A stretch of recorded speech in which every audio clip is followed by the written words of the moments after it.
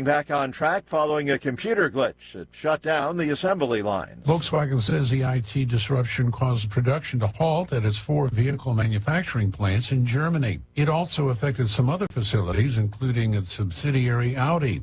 The company says the IT infrastructure problems were resolved during the night and production was resuming. It said there were no indications of any external cause for the disruption. Correspondent Jeremy House. The United Auto Workers Union says tomorrow it will announce how it plans to expand its strike against Detroit's 3 automakers. Union Chief Shawn Fain to make the announcement at 10 a.m. Eastern Time in a video appearance addressing union members. The union went on strike 2 weeks ago when it couldn't reach agreements on new contracts with Ford, General Motors, and Jeep maker Stellantis. More on these stories at townhall.com.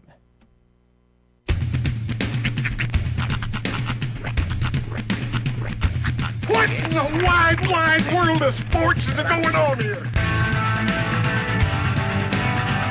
I promise you, whatever scum did this, not one man in this force will rest for 1 minute until he's behind bars. Now let's grab a bite to eat. Yeah, come on. I feel the hot wind on my shoulder and the touch of a world that is older. I hit the switch and check the number. I leave it on and then I slumber. I hear the rhythm ringing through it. Flamenco guitar and cumbia music. I hear the talking of the DJ. The travel listen, what does he say? I'm on a Mexican radio. I'm on a Mexican radio. Broadcasting live from high atop the J.P. White Building in downtown Roswell, New Mexico. It's Mornings with Mike Winters on 106.5 Roswell's Talk FM. Is that what I sound like when I talk? Now, here's your host, Mike Winters. And good morning, one and all. Welcome to Mornings with Mike Winters. I am he. That would be me, Mike Winters. Happy Thursday, everybody. Mm-hmm. Welcome to it. Yeah, buddy. A busy Thursday. It's busy, but it's also sort of like it's the eddy or the eye. We're in the eye of the storm. Last weekend was kind of busy. This weekend's insane. Yeah. Right now, we're sitting in the eye of the storm. Everything is that weird, eerie calm. For a moment. For a sec, yeah. Yes, for a split second. And then it gets back into the... With the exception of like a weird like big O dust devil right next to us, everything else, we're in the eye of the storm. That one's for you and me. Yeah. How's it going? Happy Thursday. Yes, everybody. welcome to it. Don't forget, tonight is the Leadership Roswell Alumni Association Candidate Forum. In fact, we're going to replay our interview talking about that here in just a little bit for you. Nice. But that's tonight at the Roswell Convention and Civic Center. The event begins at 6 p.m. Doors will open at 5:30. And they will have the candidates for all of the city council races, the school board races, and the magistrate judge race as well, too. So that gets underway. We will be carrying it live here on the radio, 106.5 Roswell's Talk FM, beginning at 6 p.m. Live streaming video and on-demand video, ksvptv.com. Again, beginning at 6 p.m. So, but I suggest you get there and get you a good spot at the forum for 6 p.m. That way you can see everything and then go back and watch it later to replay the things you want to hear again or you missed. Or something. Nothing quite compares to experiencing it in real time. That's right. Like right there, you're in it. You're feeling the tension. People don't share memories of like, remember when I was at the Super Bowl? Not remember when I watched the Super Bowl on the TV at my friend's house. No, it's the people at the game that remember the experience. In fairness, that depends on the play. I remember where I was sitting in my living room watching that last play of the game, the decider. Yeah, but, the people that were there. The lazy boy was extra lazy that day. But, that's tonight, so we'll play that interview here in just a bit. Very good. In the 8 o'clock hour, we're going to have Don Weld and Kim Ryan join us, and we'll talk Friends of Bitter Lake, so we'll recap the Bitter Lake Wildlife Refuge Dragonfly Festival. Yep. and also talk about the Alzheimer's Walk, which is coming up here, I believe in October, or maybe it's November, but it's coming up quick here. Rapidly. Yeah. So, and then in the 9 o'clock hour, we're going to have Jerry Acosta join us to talk about Family Fest, which is an event for a family fun event happening end of October, the 20th, 29th. They're looking for sponsors, things like that. So we'll talk with Jerry and Family Fest in the 9 o'clock hour. By the way, and I'm sure anybody who has a kid in the Roswell Independent School District has been very thoroughly informed about this, but I just want to make sure everybody knows that tonight is the Creative Learning Center's Family After Hours event. Oh, cool. It's going down tonight from 4 to 7 p.m. at the Roswell Museum and Arts Center. Light refreshments going to be served. There's going to be a planetarium show and just general arts and crafts for the kiddos, fun stuff.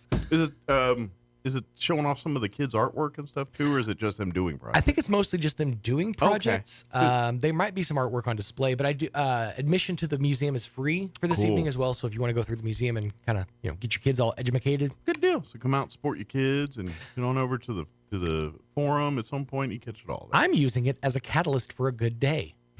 I told Rhiannon, I said, Rhiannon, today was bad, not a great day yesterday. Tomorrow better be better, or we're not going to Family After Hours. Okay. So. Quite frankly, I kind of hope today's not a great day because I don't want to go. I know it's bad, man. I got a new thing, and I really like enjoying my new thing, Maybe you take it with you. Yeah, it's just all my 70-inch TV. We're going to set this up. Y'all got Wi-Fi? Finger paint. That's nice. Yeah. And then, of course, don't forget tomorrow. I know the fair doesn't start till Monday, but the Carnival Sneak Peek does start tomorrow, and then Saturday, and then Sunday, not so much. No thing on this Sunday, but then Monday. I respect the fact that the fair honors the Lord. Yeah. Well, they'll be busy. They'll be working. Yeah. It's not a day of work for the fair people. It's in service, we'll call it. Yeah, teacher in service day at the fair on Sunday, and then Monday we'll open everything. It's Carney in service day. There's trainings. That's right. God, I'd love to watch those trainings. Just be a fly on the wall. I'm here for Carney training, please. Now, what you want to do, you want to insult the fella and compliment the lady. Why do I go right to Joe Dirt when I think? Well, you should. My kid's mom's dad or parents, both of them, used to be carnival workers. He was what they called a barker. Her dad, which is the guy who if you walk by the carnival games, he's the guy. one that shouts at you and runs the game. He's the hype guy. Yep. Yeah. Her mom ran tickets. Was the ticket booth taker. No bearded ladies. So for those who are curious, my kids come from Carney folk. There's a real solid lineage. Oh man. Only half Carney though. Only on their mom's side. He's divorced, by the way. Half Carney, half Hick. So he won't have too many feathers flying. He's divorced. So we're fine. She knows I use it as fodder. She's known that about me from the beginning. And she still said yes, so I'm saying. But yes, fair this with the carnival this weekend and the fair next week. All kinds of stuff going on. So get out there, get involved. Yes. And I get my self-plugs in also. Red Dirt Black Gold 2023 coming up this Saturday night. In Artesia. That's right. Block party. Of fun. All kinds of great local vendors, food trucks, and all sorts of other good stuff. And then 5 o'clock, the ConocoPhillips stage lights up because we're going to be rocking the night away. And they got several shows or bands going to be performing. I cannot remember the name of the opener, but Justin Kemp Band, Sonny Sweeney, and Randy Rogers Band are the three big ones, and Sonny Sweeney and Randy Rogers are the co-headliners. Oh, nice. Cool. So get tickets, get on down there Saturday evening and have some fun out there. Yes, indeed. So, good deal. So lots happening. Oh, is there ever? Yeah. It is 7:13. Oh, by the way, there's like rain chances too this weekend, which is... It's now we don't want it. Now it's gonna It happens every single year, and yet we're still so surprised by it. Like Saturday is just getting... This is something that actually needs to be addressed. Yeah. The fair week is always the first week of October, right? Yes. That first week of October is always plagued with rain, right? Yeah, but is it plagued with rain because there's a fair? But or the because second week of October is almost always bone dry. Why don't we just push it back 1 week? Because you know what's going to happen. Fair board, push it back 1 week for next year. You know what's going to happen. The rain will get pushed back too. I know. It's the fair. It brings the rain. I know. This rain. This could be in the middle of our driest season of the year, and all of a sudden we get rain. Speaking, it is the driest season of the year of years. Did you hear about what's happening at the Mississippi River right now? No, I guess not. It's dried up so much and receded so much. And apparently this is a semi-common thing that around the drier times of the year, it recedes and salt water from the ocean pours in. Oh, okay. But it's receded to such a level that the salt water that's pouring in is to an uncontrollable level, and it's affecting water on in several different areas. New Orleans is currently under a drinking water emergency right now, because of all the salt water that's pouring into the Mississippi. Interesting. It's crazy. Now, it's crazy, but future engineers and kids, this is why you don't build cities under sea level. It's true. That's very true. Oh, no, I know. You like your beads. I get it.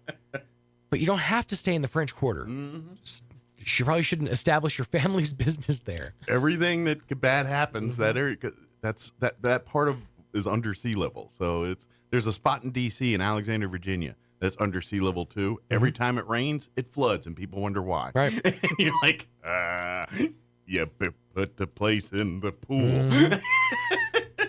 I've never understood houses. I've seen it several times. Houses on stilts. And I know you're in high sea level, yeah. but your stilts are made of wood. Wood is going to rot.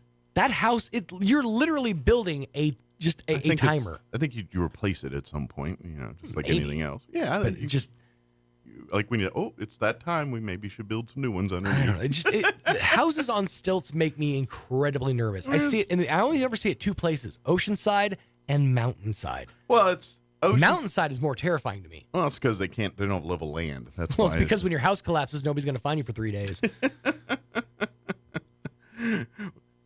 You know what the real thing is? And this is not our problem because we never have any kind of money for these kind of places, but is to insure said places. Oh, yeah. No, yeah, 100%. Yeah. Flooding and fire insurance are usually pretty high on those things. I heard something I've never heard before the other day. Mm-hmm. My friend was denied auto insurance because her vehicle from 2016 to current model year is known for being popular for auto theft. Wow. So they straight up wouldn't insure the vehicle. Wow. I've never heard that before. You really drive an in-demand vehicle. Usually there's other variables when they say that. I would think, but that's exactly straight up what they told How's them. said driving record? Fair. Okay, fine. I'm just saying, and then. I was going to defend, and but then. Yeah. There's probably added circumstances. All right, I got to get the interview Yeah, going, so we better start this hour up. It is 7:17. Here's your weather.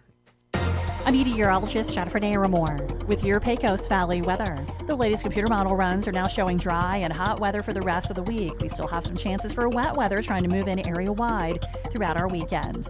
Partly to mostly sunny for today with our high right around 95 or just above. Some clouds around tonight and a low to mid-60s. And a good deal of sunshine for tomorrow, the high 95. Scattered showers and thunderstorms building in Saturday. That's your latest forecast. I'm meteorologist Jennifer Naramore. Thank you, Jennifer. Currently 65 here in Roswell. Humidity's at 59% with winds out of the south at 6 miles per hour. Sunny and hot today with a high of 98. South winds 5 to 10. Partly cloudy tonight with an overnight low of 62 degrees.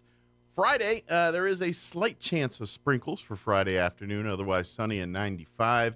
Southwest winds 10 to 15. Friday night, we're looking at another slight chance of sprinkles before 7 p.m. Partly cloudy with an overnight low of 66. Saturday, we're looking at a 30% chance for afternoon showers and thunderstorms, partly cloudy, highs near 90. Saturday night, our chance of rain bumps up to 60%. They say thunderstorms and everything till about 1 o'clock, and then pretty much all night. Mostly cloudy, overnight low of 64. Sunday, we're looking at a 30% chance at afternoon or showers and thunderstorms. Mostly sunny otherwise, high of 87 Sunday. 30% chance of rain Monday night or Sunday night. 30% chance of rain Monday. And then looks like Monday night we're looking at a 40% chance of rain. Tuesday, 30%. So we'll see. We'll see what happens. Hopefully it dissipates some of that. All right, 7:19, quick break, and then we're going to play our interview with the folks from the Leadership Roswell Alumni Association talking about tonight's candidate forum. Don't go away. Did you get a lowball trade offer on your vehicle? Did you spend hours haggling over prices? Were you laughed at because of your credit? Of course not. You made the smart choice and went to Roswell Ford. At Roswell Ford, there's never been a better time to save thousands and get approved for the new car or quality pre-owned vehicle you've always wanted. Our lenders' approval requirements are more forgiving than ever. If you have a steady job and proof of residence, you could be approved in minutes. Even with bad credit or no credit, over mileage on your lease, or buried on your loan, Roswell Ford will take any trade, even if you owe $6,000, $8,000, even $10,000 more than your old car is worth, regardless of make, miles, or condition. If you're looking for a new or quality pre-owned vehicle at or near your current monthly payment with little or no money down, visit Roswell Ford today for incredible savings. Roswell Ford, the home of Tailgate Nation at the corner of 9th and Main in Roswell. Plus tax and tag, trade balance refinance to the new loan, subject to lender approval, offers not combined.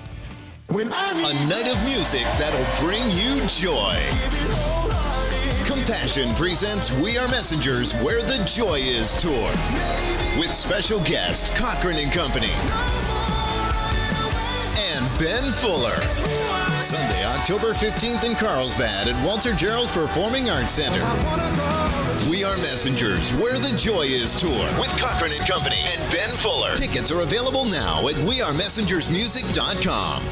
Of all the flowers in the world, pansies get a bad rap. Hi, this is Jim Gill with Roswell Seed Company. The name pansies sound delicate and weak, but in reality, pansies are bold and beautiful. When the frost has killed all the other flowers, pansies start blooming and they'll bloom all winter long, which is why you should come see us at Roswell Seed. We have a greenhouse full of colorful pansies ready to brighten up the coldest winter day. So come get your pansies, and remember, if someone calls you a pansy, take it as a compliment.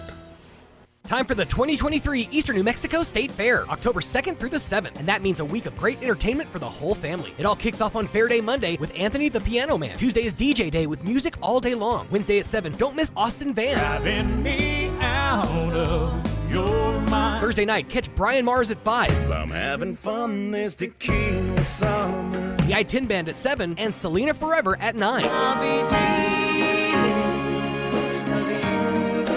Friday night, it's J.D. Cox at 5, the Memphis Band at 7, On the Memphis train. and the Garth Guy Show at 9. On the road. Then on Saturday, Anthony the Piano Man kicks off the afternoon at 2 p.m. Then Tejano Night with Conjunto Ruin Señor at 5, El Clan Lagunero at 7, and La Zona X at 9.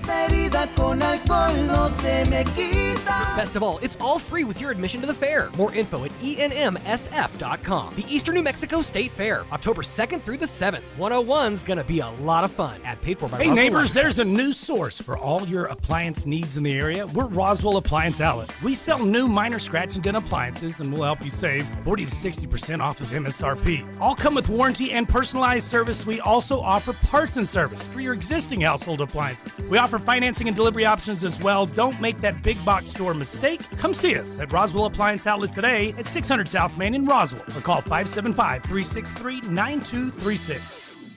The tool used to measure your feet at the shoe store is called a Brannick device. The person that measures your feet at home for no reason is called a creep with a foot fetish. Here's Mike Winters.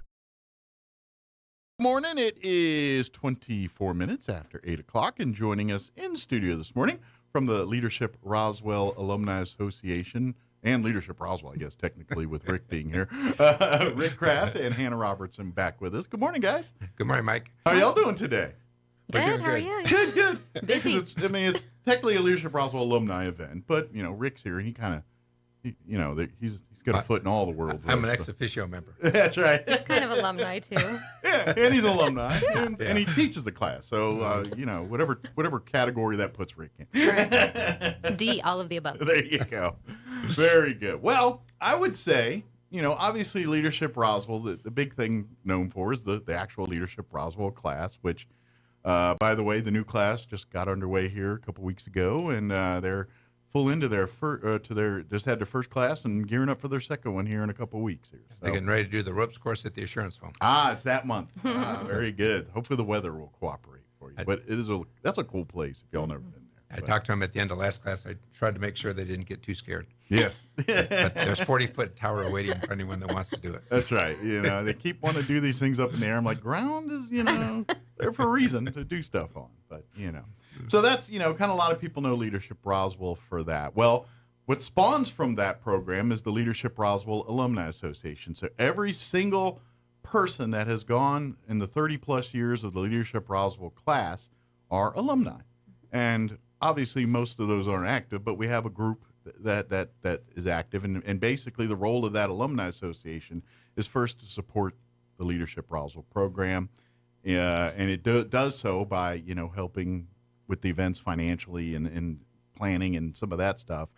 But the other side of it is the community-based side, and that's where we do a lot of education and outreach for things. And one of the big tentpole items that the Alumni Association always gets behind is these candidate forums whenever we have like municipal elections, things like that, which, in case you haven't heard, we got one of those coming up here in about a month and a half or so. Mm-hmm. Therefore, we got a candidate forum coming up here on Thursday. And good news is we've got a busy night because not only do we have city council candidates, we also have the judge candidates and school board. I believe there's two different contested races in school board. We're going to have the folks for all those. So the idea is for you to come on out Thursday. Doors will open about 5:30. The actual event will kick off at 6. And we're going to have an evening, and we can talk about the orders and all that later here. But basically, by ward, we'll have each of the candidates. They'll get asked questions. It's not a debate. It is a forum. So they'll get their question. They get to answer it. Other candidates will get other questions. It's not going to be like Fox News debate where they're waiting for to yell at you and applause here and all that nonsense. Then they get mad when they do that, but they set the table for that. Then they get mad. But anyway, it's another conversation. We don't do that. If they do that, I'm going to tag Hannah. She's going to take over for me. Yeah. But so this is a chance for you to really learn about all the candidates. I know the alumni staff and group spend a lot of time working on the questions, try to formulate questions that really pertain to local issues. And it's kind of an opportunity to get you, the voter, a chance to see a little bit about the person, not just what they think on policies and stuff, but just personally how they vibe, how they think, how they act. Are they personable people? Are they kind of stodgy? Whatever it is, you get to learn about it. And then when you do go to vote, whether it's early voting or whether you wait till election day, you're not in there voting because you're like, well, I saw that guy had a lot of signs. Mm-hmm. Or, you know what, I love that Zia symbol on his symbol sign. That was really nice. Yeah. Yeah. Because let's face it, all of our signs are either red, white, and blue or yellow and red for New Mexico. They all look the same. We all know. That doesn't tell you anything about the candidates. Mm-hmm. So candidate forums, events like this, that we would love to have you come out and be a part of it in the audience, watching it firsthand.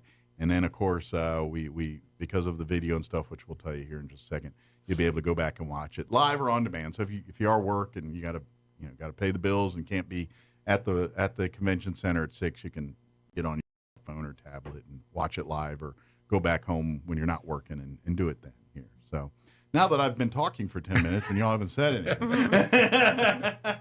what is it?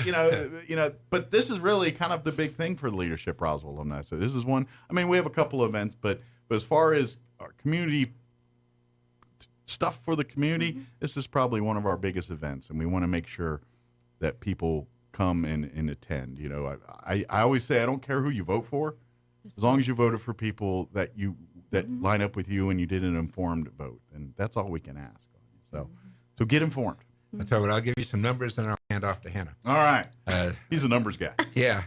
The Leadership Roswell Alumni Association was forward thinking back in 1996. Okay. And first put this into play.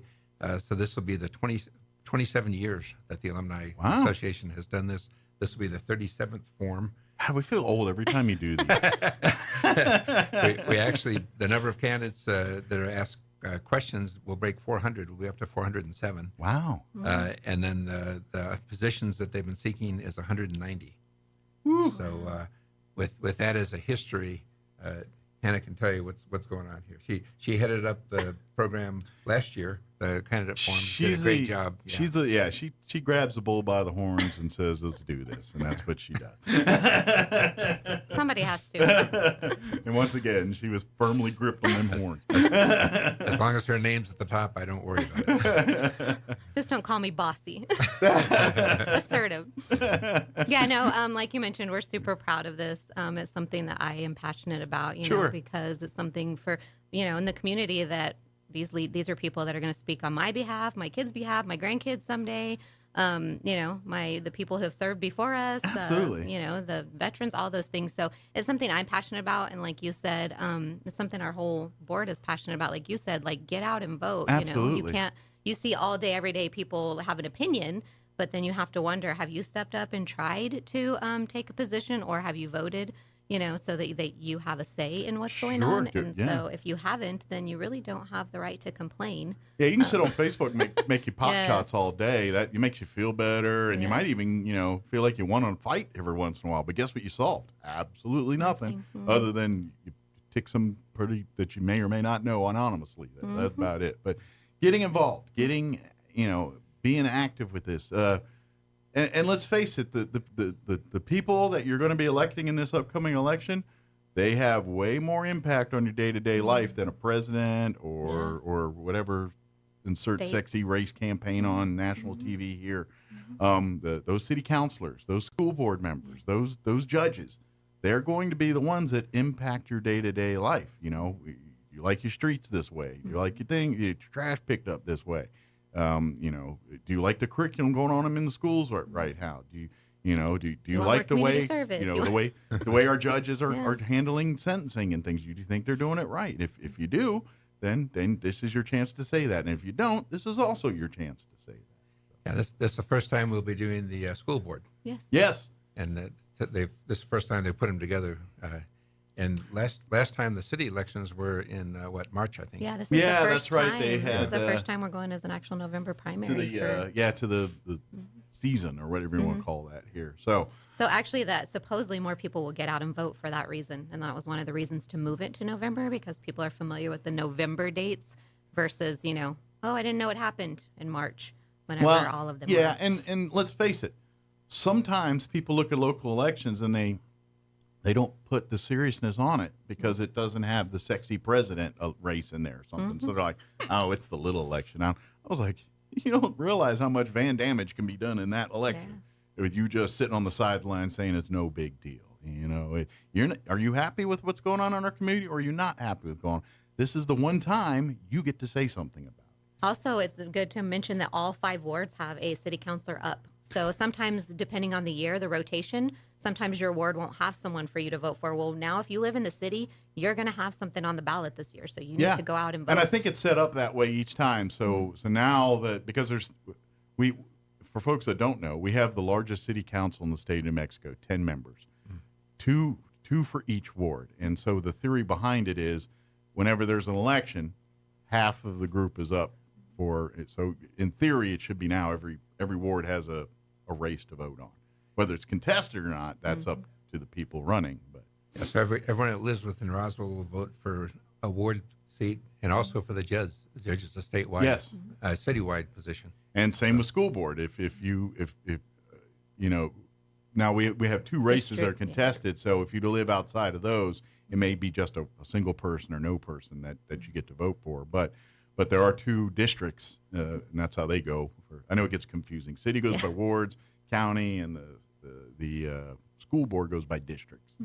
And If you get your little voter registration card in the mail, look, it'll tell you which district or ward you're in for every single one of these. So if it's like school board, it'll say you're in district whatever, ward and county, same thing. So if you're ever confused about that, you can look on that card. If you don't have that card anymore, I wish I remembered it. The state of New Mexico's basically the clerk's office. Basically, they have their Secretary of State. Yeah, and you can basically go there and see your whole voting history in New Mexico. Elections, when you voted, all that deal. So if you kind of forget on some of that, you can go back and obviously it'll tell you what district you reside in, as long as you keep your address current, of course. It'll tell you all that. Yeah, there's so 8 seats are being presented on Thursday night. If everyone appears, it'll be 18. We haven't been able to get confirmations from a couple, but it's possible we'll have all 18. The idea is to have all of our candidates there. I'm going to say we got almost 90% of them right now. We're just trying to dot some I's and cross the T's, and the goal to have all of our contested races candidates available for folks to learn about. So the 2 people who have not responded to my email, respond, please. Yes, you know who you are. I'm searching for you. And here's another thing too: is the candidates get an opportunity. They can have a table or whatever before and after the event. So if there are things that you want to know about these particular candidates, it may be the forum. We have a finite amount of time and finite number of questions and a lot of different races to get through. So there's only so many we can ask at a certain time. But if there's more personalized stuff you want to know, that's your chance to ask these candidates and understand where their view is before you place a vote on that election. Yeah, the format we follow, which we've always followed since the first forum, is they get a chance to have opening thoughts and also closing, and then in between we ask them a series of questions. They don't know the questions ahead of time. No, the questions are very secretive. In this year and every year past, we have a select little committee that they're the ones that create the questions and do all that, and it's literally treated like kind of like you got the nuclear codes for the bombs or something like that. It's maybe not to level suitcases and handcuffs, but pretty secure. We don't let that no one because especially in local elections, you always get that so and so knows the president. You always every year he goes back and forth. You can almost set your watch to it. It's going to happen. But I assure you, in the 30-plus years we've been doing this, no one's had advanced questions to this that are only people that know are Rick Kraft, the guy who's asking them, and the committee that put the questions together. That's it. We really, that's really important to us, the integrity of the program and, for the candidates, because some of them have never spoken before on a stage. Some of them are very nervous. So we want them to feel comfortable coming in and being able to talk to their constituents and answer questions, that, they're not going to be hard, but they're current and, relevant things that to the are job relevant. they're trying to get here, basically. And that's important to us for that reason. We also have asked for, the public's input. So anybody who shared information, because, again, like you mentioned, everybody always wants to give their 2 cents worth after, before, whatever. So we do, the board does take questions and submits those to Rick for him and the committee to, add to their list. To add to the when mix they're working through things. So that's why it's never the same every year. That's why you won't know ahead of time any of the questions. And some of the questions are customized for the particular race or individual, depending on, if it's relevant to information that people can use. Obviously, we're not going to be like, what's your favorite fruit? We're not going that route with it. But let me write that one down for next time. Some people want to know. This jackfruit, we're not voting for. I dislike cantaloupe. Not doing it. But Mike, it really works because of the community. Absolutely. As Hannah said, we appreciate the candidates supporting it and coming out. That's the first step. The Alumni Association is totally awesome under Hannah's leadership. All the boxes are being checked. There's emails like every day of things that are being done to make sure a list of making Thursday sure comes out. Dots are but then the city of Roswell and the Roswell Independent School District are helping co-host this. Yeah, big thank you to the city and to the RASD. Without their support, we would not be talking about an event on Thursday. They both entities have moved mountains to make this event happen, and we're very thankful. So thank you, city. Thank you, city folks. Thank you, your school, your RSD folks, and superintendents and all the logistics folks that make these things happen for us. We do appreciate it. And we appreciate you here broadcasting it live. Yes. We will have it live. Now, I'm telling you, every time, be there if you can. Yes. If you've got the time, go in there, be in the room. The video is amazing. It's good, but you're not in the room. The camera's only pointed at certain things. And especially when it comes to elections and things, you want to catch people's reactions. You want to see how other candidates react. Maybe you can't see it all on the camera. Mm-hmm. You can see that when you got a chair in the room. You got a ringside seat, so to speak. And then use the video as a tool to go back afterwards. If you're like, okay, I was there. I live in Ward 2, therefore I'm going to go back and rewatch the Ward 2 discussion here. And because obviously you're like, well, I don't need to see Ward 1. I can't vote anyway. So you want to hear it because those people all vote for decisions together. So if you got friends in those, you'd be like, hey, I saw that person and hear what they said. So go back and watch the video. They can go back, and if you misheard something, or if you want to, just hear it again, or understand, or maybe you didn't catch certain parts. Sometimes, the room gets talking, and 10 people's like, "What do you say? I missed that." It's like, you can go back and catch it there, or whatever. But I recommend you do both. Get there, be there if you can. Get you a good spot. Now, we incentivize it. You use door prizes, and of course you get to meet the candidates, and they have their swag, and so you probably walk out of there with some stuff, some swag. But you really do walk out of there with hopefully a good idea, at least narrowing down to who the people you like and who the people you definitely don't like, and that hopefully give you that picture there. So there's plenty of seats. Yes, one thing I think is important this year, we actually have had a record number that attend every year. It increases. So we're going to go ahead and plan for 400 this year, so don't disappoint us. Don't make us look embarrassing by not filling those seats. It's pretty bad when you put 100 people in there, but there's 400 seats. It kind of looks, minuscule. So last year we had 385-ish, give or take. So this year we're actually hosting at the Civic Center. Yes. So we have some additional space. Plenty of room. So last time we were at the Civic Center, we didn't have enough seats, so we were dragging in seats, which totally makes us happy. But then poor Rick is trying to focus and ask questions, and we're all, here we come with all the peanuts, chairs. Popcorn, peanuts here. And folding our chairs and all the things. So we're just going to plan ahead this year and be ready for 400 people. That's right. So bring a friend. Come and bring your neighbor, bring your mom. Come to listen. Come to be educated. If you have questions, don't hesitate. The candidates, that's why they're here. This is you. Be informed on these. Like I say it every time. I really don't care who you vote for, as long as you've got good reasons and you did your research, and then you do that. That's America. That's how you do it. And this is, and I've never been a fan of the people that say, well, if you voted for so and so, that's a waste of your vote and all that. You know how you hear that. And that's a party thing. Both parties do it and all that. And I tell you, no. Do your homework, do your research, vote for the people that you believe line up with the values that you want represented. And if you do that, you did it right. That's what we're nonpartisan elections, so you're not supposed to vote for a party. You're supposed to vote for who's going to represent your, the things that are important to you. And that's a big thing to know about this particular municipal election. It's not a party politics. This isn't like once you hit county commissioner race and up, that's when you start entering D's and R's and all that stuff. But for city elections and school board and this is all, you have to be registered to vote to run for these offices, but you don't have to run as a D or run as an R or run as an L or whatever you run as long as you're registered to vote and you do all the you can this has nothing to do with it. That's why when you go to a city council meeting, you don't see DR or anything next to any of the city councilors or the mayor because they're not representing their party. They're representing the city, your ward, your district. And registering to vote is so easy. If you haven't done it and you have questions or you need help, you can go right down to, 1 St. Mary's Place down there to the clerk's office. And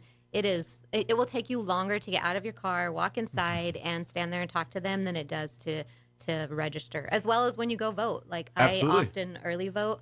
And it takes you longer to get out of your car and walk up there and get the sticker. Especially early voting, vote.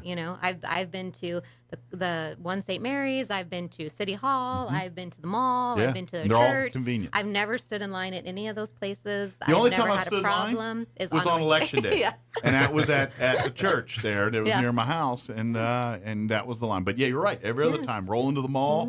Usually I do it on a Saturday when I'm like in shorts that may or may not have holes in it.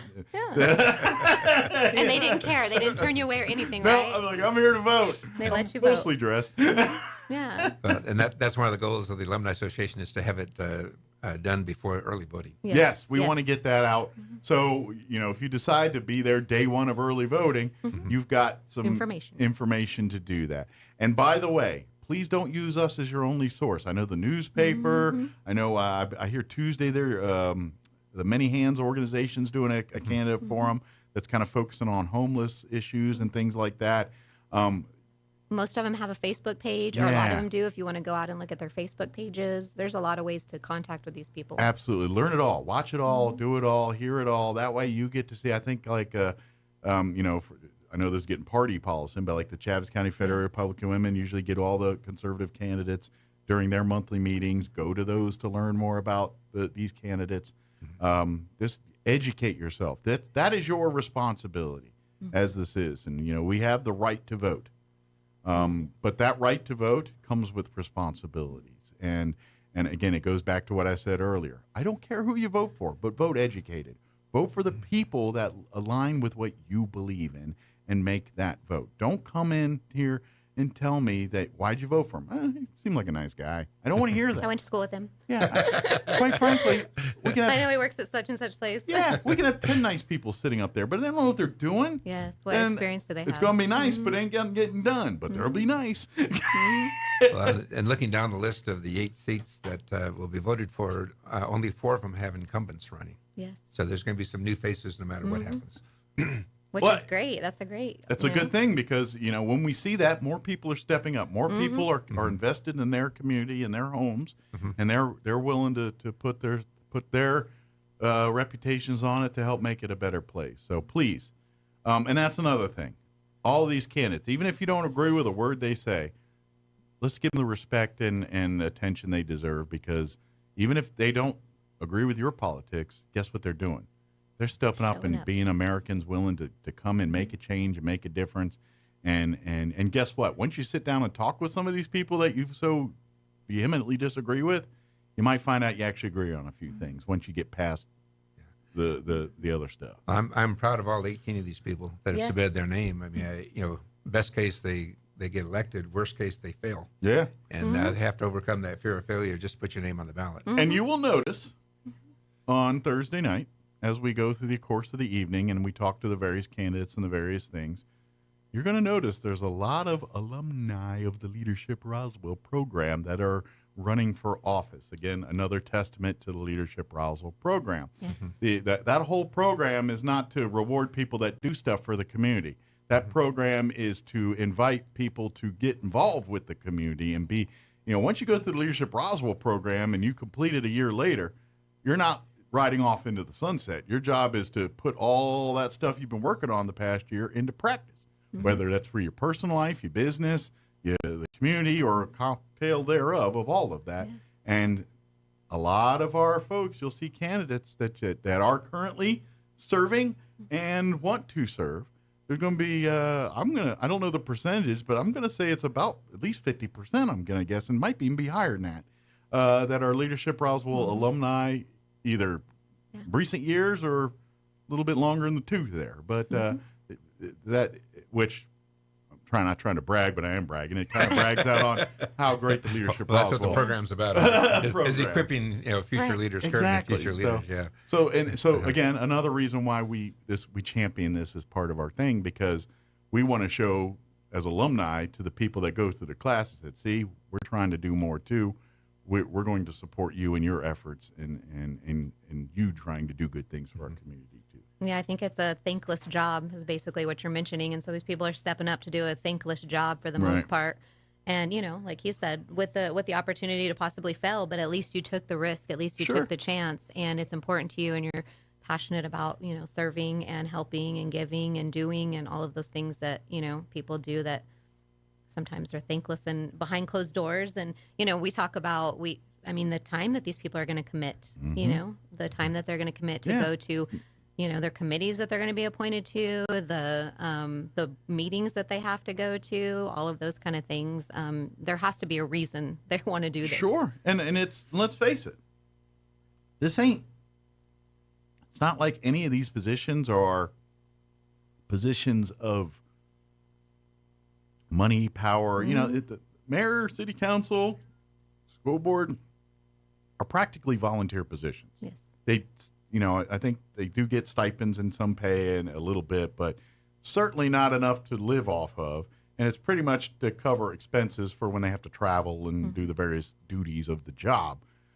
So these are all people that aren't looking to get rich. They aren't looking, and if they were, they find out real quick they picked the wrong line of work to do it right. Wrong option. And so we got to remember that side too. And another thing too, when we go to the candidate forum on Thursday, you'd mentioned earlier, these are citizens. These aren't professional politicians. Sure, some of them have been in politics for a while and have experience, but these are your teachers, your doctors, your lawyers, your policemen, your firemen, your insurance salesmen, your grocery store clerks, your hardware guy. These are all those people. They're not politicians. They're not representatives per se. You know, they didn't grow up and say, "What do you do for a living?" "I'm a representative." No, they have their day jobs. So that being said, when they come out to the forum and they might be a little nervous and all that, please understand this isn't Joe Biden and Donald Trump. These are people that are going to probably, fill your groceries or be your service your air conditioner or something like that. These are the folks that are their neighbors. Well, the question's the question's a lot easier to answer in the audience. Yeah, in front of the bright lights and exactly. So Hannah touched on it earlier, but the Alumni Association does a great job of making sure it's a very even playing field. Excuse me. The only agenda for the Alumni Association is to educate, absolutely, and inform, and make sure everyone has a equal chance to sparkle. And I'm not trying to again, peacock here, but it's been done very well over the last 30 some years we've been doing this candidate forum. Sure. There's always going to be a salty one at some point or another because that's life and how life works. But as far as the security and fair and level playing field, asking questions that are pertinent questions, not gotcha questions, or, you guys in the committee do a real hard, sure, I'm not saying the questions are softballs. They're not. They're tough. But at the same time, they're not gotcha or set up to fail questions. They're questions that are, let's face it, if you're running for office, you're going to need to know these issues because you're going at some point in your term deal with these kind of things, whether it's roads or school board policy dictation or even some of the stuff we're seeing nationally in the news. Every school board's impacted by some of that. So you're going to have to know your stuff on that as a candidate.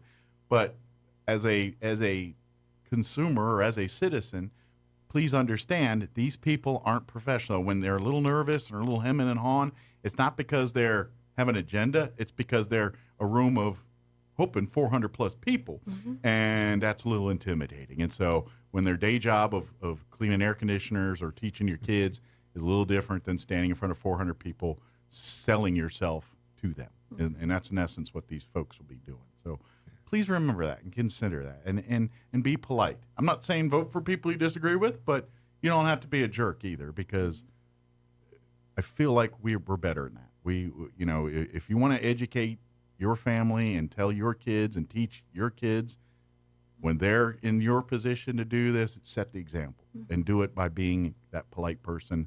Listen, take in the information. This isn't a comedy night. Ain't be heckling and all that kind of stuff. We're going to be fine. We're all going to behave ourselves. I'm not worried about it. But I just want to remember that. And please, when you see a candidate and you feel like, well, I like their information, but man, they sound like, they don't sound like they speak well.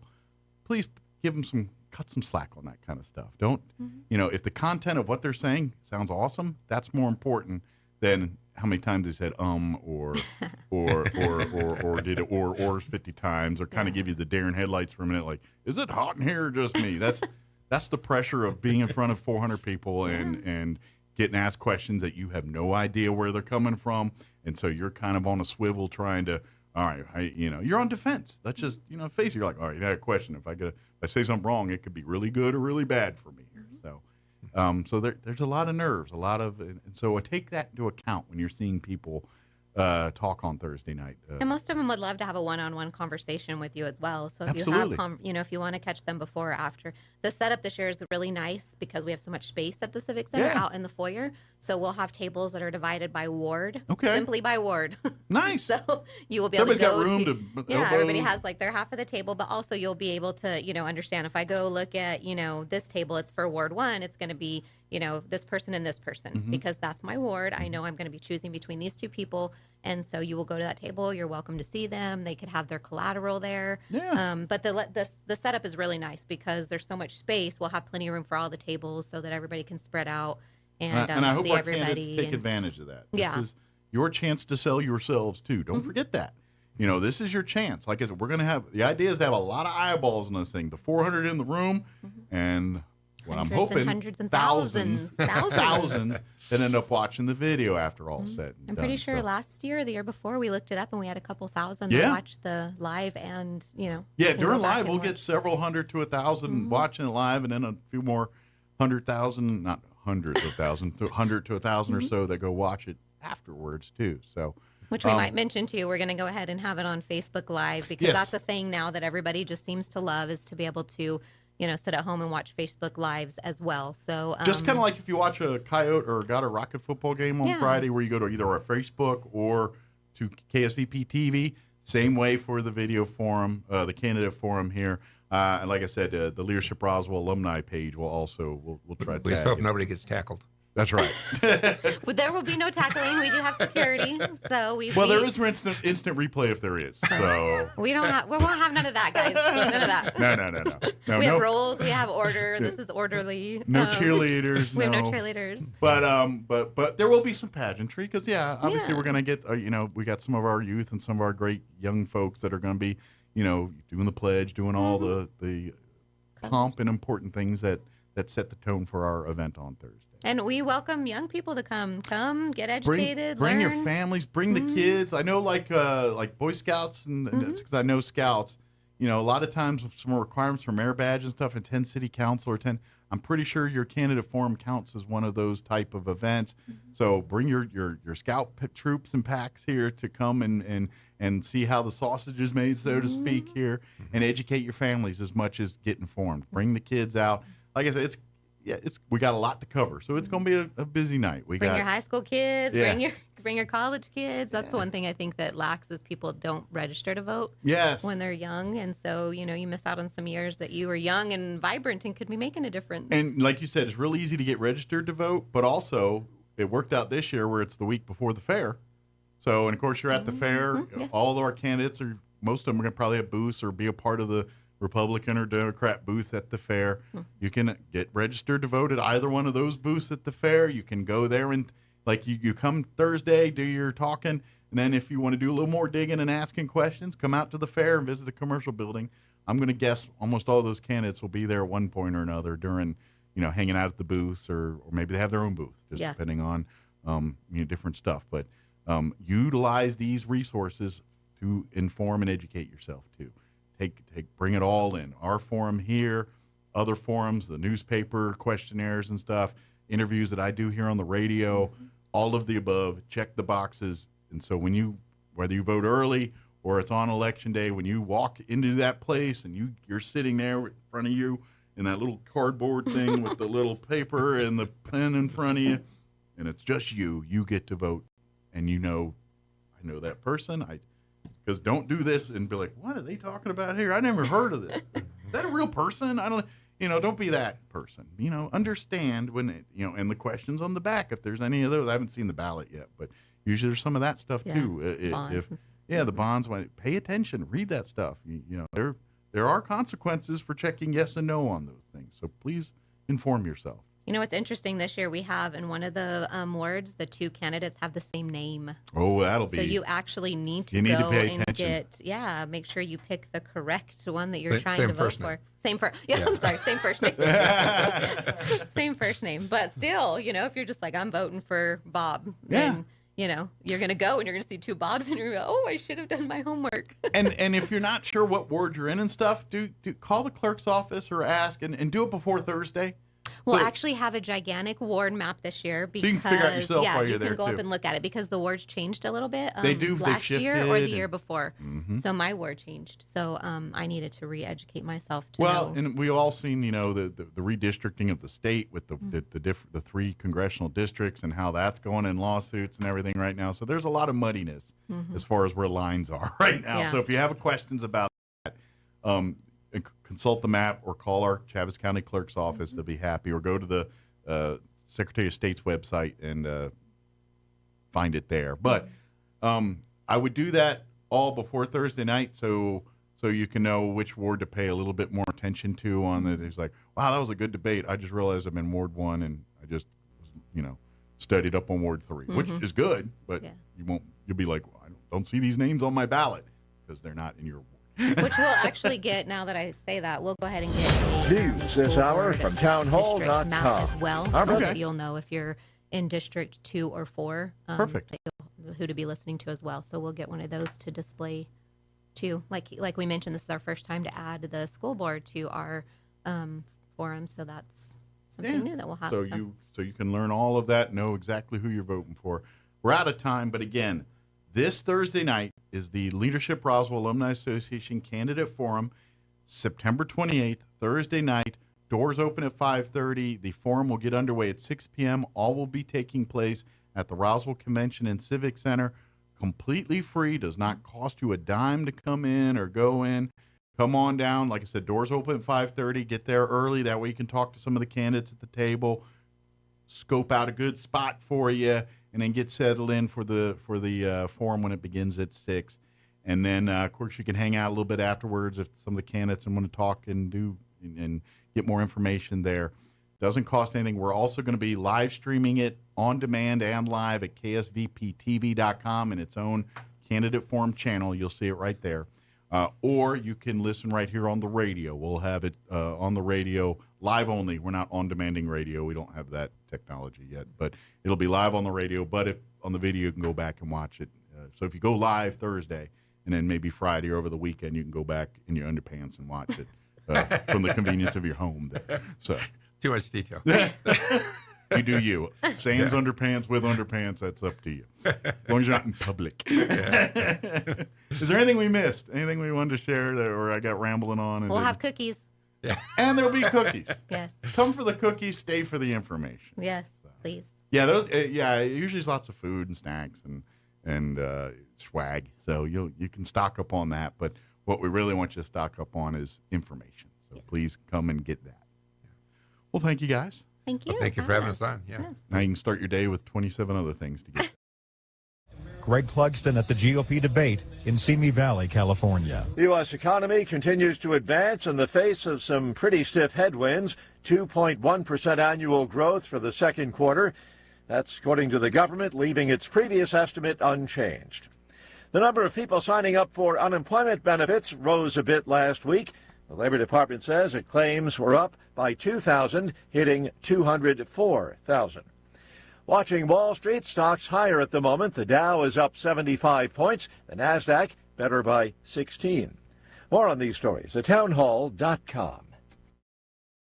Here's an important message from the Diabetes Solution Center. Do you like pricking your fingers to test your blood sugar levels? No one does, but it's important to maintain your health. And now, by wearing a small remote device called a continuous glucose monitor, or CGM, you don't need to prick your fingers anymore. It's easy to use and helps you make more accurate diabetes treatment decisions. If you are testing your blood sugar 3 or more times daily, injecting insulin, or using an insulin pump, call the Diabetes Solution Center right now. And if you have Medicare or most major insurance coverage, you may be able to get a new CGM at little to no out-of-pocket cost. Shipping is free, and we'll even bill your insurance company for you. If you are testing your blood sugar 3 or more times daily, injecting insulin, or using an insulin pump, call the Diabetes Solution Center right now to learn how to end the painful finger sticks and get your own continuous glucose monitor, or CGM, at little to no out-of-pocket cost. Taiwan has taken the wraps off its first domestically produced submarine as it bolsters its defenses against a possible Chinese attack. For more than 2 decades, Taiwan has been trying to build up a fleet of submarines In 2001, the then US President George W. Bush promised to give them 8 submarines. That never materialized, partly because America hadn't built diesel-powered submarines for a number of decades, but mostly because of pressure from China, which believes Taiwan is part of its own territory and tries to stop any other country selling arms to Taiwan. So in 2016, Tsai Ing-wen said, look, we're just going to have to build our own submarines, launch this program to essentially build something from scratch. The BBC's Michael Bristow. Deadly violence continues to plague Sweden, with 3 people killed overnight in separate incidents near Stockholm and in a city just to the west of the capital. News and analysis, townhall.com.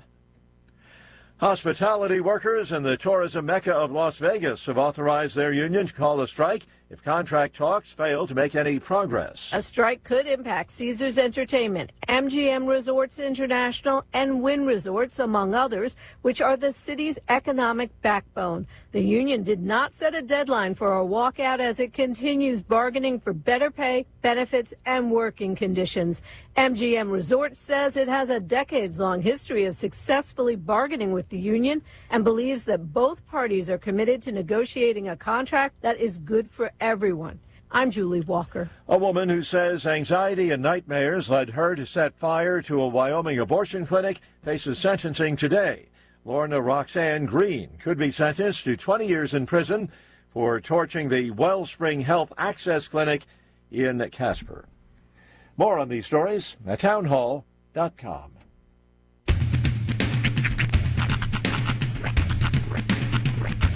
What in the wide, wide world of sports is going on here? I promise you, whatever scum did this, not one man in this force will rest for 1 minute until he's behind bars. Now let's grab a bite to eat. Yeah, come on. I feel the hot wind on my shoulder and the touch of a world that is older. I hit the switch and check the number. I leave it on and then I slumber. I hear the rhythm ringing through it. Flamenco guitar and cumbia music. I hear the talking of the DJ. The travel witch and what does he say? I'm on a Mexican radio. I'm on a Mexican radio. Broadcasting live from high atop the J.P. White Building in downtown Roswell, New Mexico. It's Mornings with Mike Winters on 106.5 Roswell's Talk FM. Is that what I sound like when I talk? Now, here's your host, Mike Winters. And good morning. It is 6 minutes after 8 o'clock. Welcome to our number 2 of Mornings with Mike Winters right here on 106.5 Roswell's Talk FM. Happy Thursday, everybody. Hope Yes, your indeed. Day is going well. Smooth. Yes. The temps are starting to kind of simmer down a little bit. Although not today. Shut up, man. I'm just so sick and tired of just back of head sweat. Yeah. Well, you got it today. High is 98. 98 degrees. Yes. And it's fall. Mm-hmm. And 95 tomorrow. And then when the rain chances hit. This is literally arguable swimming weather in like the middle of the country. Uh-huh. And we've closed down the splash pads. I'm just saying maybe we shouldn't put our end of year or end of season events on a certain date. Maybe we should base it on the temperatures. Well, I think it's not so much about the public, and it's about the logistics of said facility. No, I understand. I get it. It's just, this is, okay, so there's a certain, as a parent, there's a certain time when you transition from let's go to the pool, the splash pad, something water-based, to let's go to the park, something that's outdoors and the slides won't boil your thighs. Yeah. Okay? There's that weird transition. We're in it. Right now, it's not here. I can't take my kids to the park when it's death outside still. When literally we go to the park and all my daughter does is stand in the shady spot. But it's like that every time this year. It's always that it's too hot but too good. Yeah, not hot enough. It's not. It's right there. It's not like this every time. It's like this for like a week. It's been way too long. Oh yeah, the hot. Yeah, we had the 100+ days and all that. It's crazy, but what are you gonna do? You got to deal with it. Yeah. Things we can and cannot control. What are you going to do? Move. Can't afford to move right now, so this is where we find ourselves. Exactly. But happy Thursday. Yes. Get your own pool. That'd be the way to do it. I hated having a pool. That's the word. It seems like a great idea. Anytime Right. if you've ever thought about having a home pool, don't. It seems like a great idea. It's a lot of work. For like 5 minutes, you can put up, you enjoy it one time, and like a family barbecue, and the entire rest of the summer is trying to stop it from turning green. That's that's your job now. Like, I've watched it consume a man. Mm-hmm. When we had an above ground pool, my father-in-law was basically the pool boy of the home. So literally every day for at least 3 hours, he was out there doing something to the pool, shocking it, checking the pH. My doing brother is something. one of these people. Oh, it's And exhausting. I see him and he likes it. So God bless him. Not to mention. But I look at him, I'm like, we literally, like last time I visited, I was there helping him clean it, and we spent like an hour or two doing all that. I'm like, and that's because it was only an hour or two because there was two of us. If normally by himself, it's twice that time. And I'm just like, all of this just for a couple hours of swimming for the kids. Right. I mean, and he barely get in it. Exactly. You know? And that's the thing is you never really do enjoy the pool the way you think you're going to enjoy it. And then, so, and I know he's not listening right now, but I will be showing him this later. Shout out ksvptv.com. My friend's boyfriend, James, is one of the head lifeguards at I'm probably giving way too much information out, over at the aquatic center. He's apparently went through a training a couple of days ago wherein he learned how many milligrams of fecal matter come off of every single human being when they enter the pool on average, when they enter the pool versus when they exit the pool. Wow. Yeah. So basically, their whole job is fighting poop soup at the aquatic center. That's their whole job. But the way you said that fact, it almost sounds like every single one of us emit poop in some way, shape, or form when we get in a pool. We do. We do. Whether you know it or not, there's milligrams of fecal matter coming off of you when you get into a pool. I'm sorry, it just happens. They said the cleanest human being on the planet will still emit some milligrammage of fecal matter into so enjoy your breakfast, everybody, by the way. Hey, update your dating apps. I probably got him in a lot of trouble by dropping his name. I shouldn't have said that, but that's the part that blows me away. It's like, I'm just walking around pooing according to everybody. No, it's just more like, it's on you. Okay. It's on you. It's on your clothing. It's on your hands. It's on you. I feel like if you just got out of the shower and jumped into the pool, you're not going to emit anything. Now, how many average Americans do that? None, but let this be a lesson to you, folks. Shower before you get in the pool. It's gross. I'm just kind of like, come on, I don't walk around with that all day. I mean, yeah. Hey, I'm not trying to call your personal hygiene habits into question. I don't claim to be. This is an average. Yeah, I'm no. I guess by that metric, then I'm above average. There's a lot of people out there who are funky. Yeah, but I'm not walking around like that. I'm sorry. Did he say funky butt loving? Changing to something more classic. Except I'm not. I did watch the debate last night. Speaking of turds. I watched that, and did I learn anything? Absolutely not. No. What I learned was you put a bunch of people in a room together, and they'll sit there and act like children arguing about you. And it's kind of funny. But in all fairness, it's a whole thing. This is why I don't...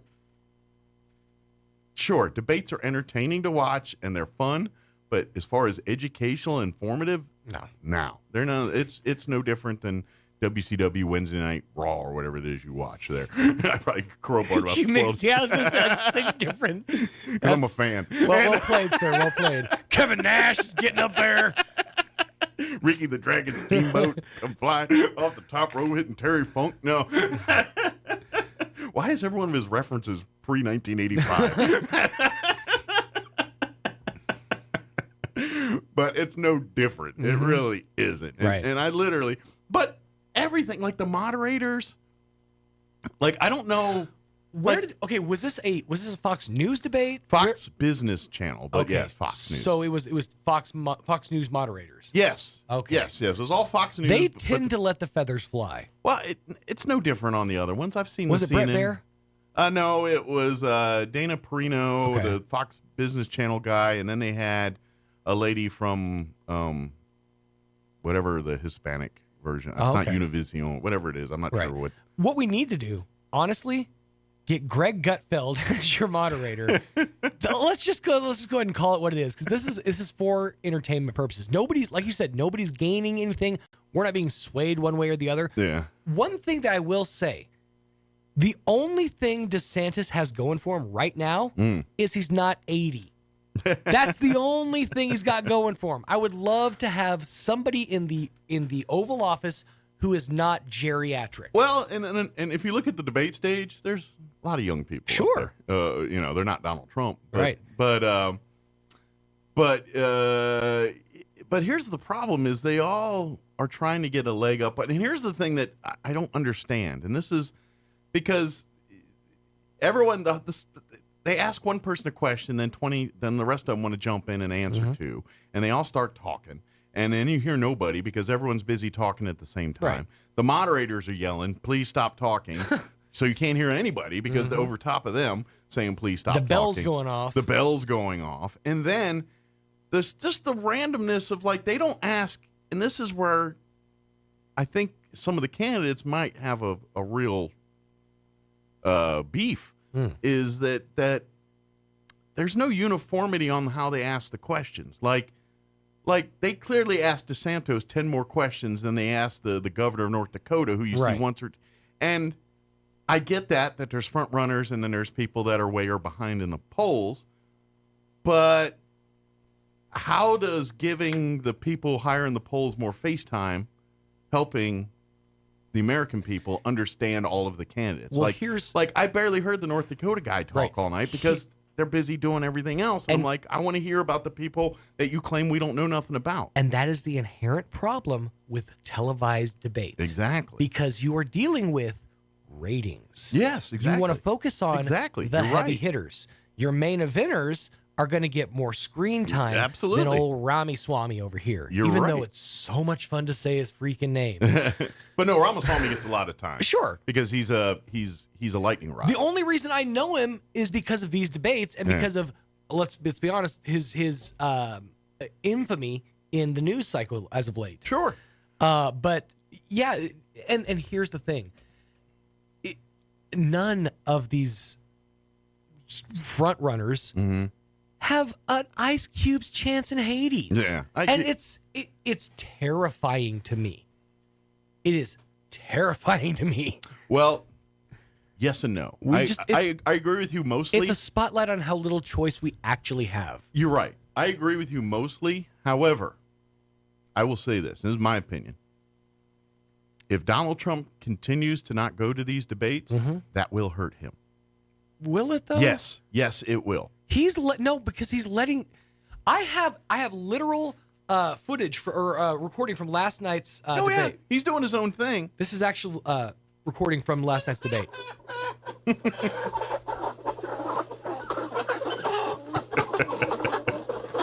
It's just hens in a hen house, hen hawing. Yeah. He's doing himself a favor by just avoiding it at all costs. In fairness, he's also got court dates to deal with. Well, but here's the thing. At some point, everyone's watching these debates. They're going to find someone that they believe in that ain't Trump. They keep doing this, and Trump keeps doing what he's doing, he's going to lose his supporters. I'm telling you, at some point, it will happen.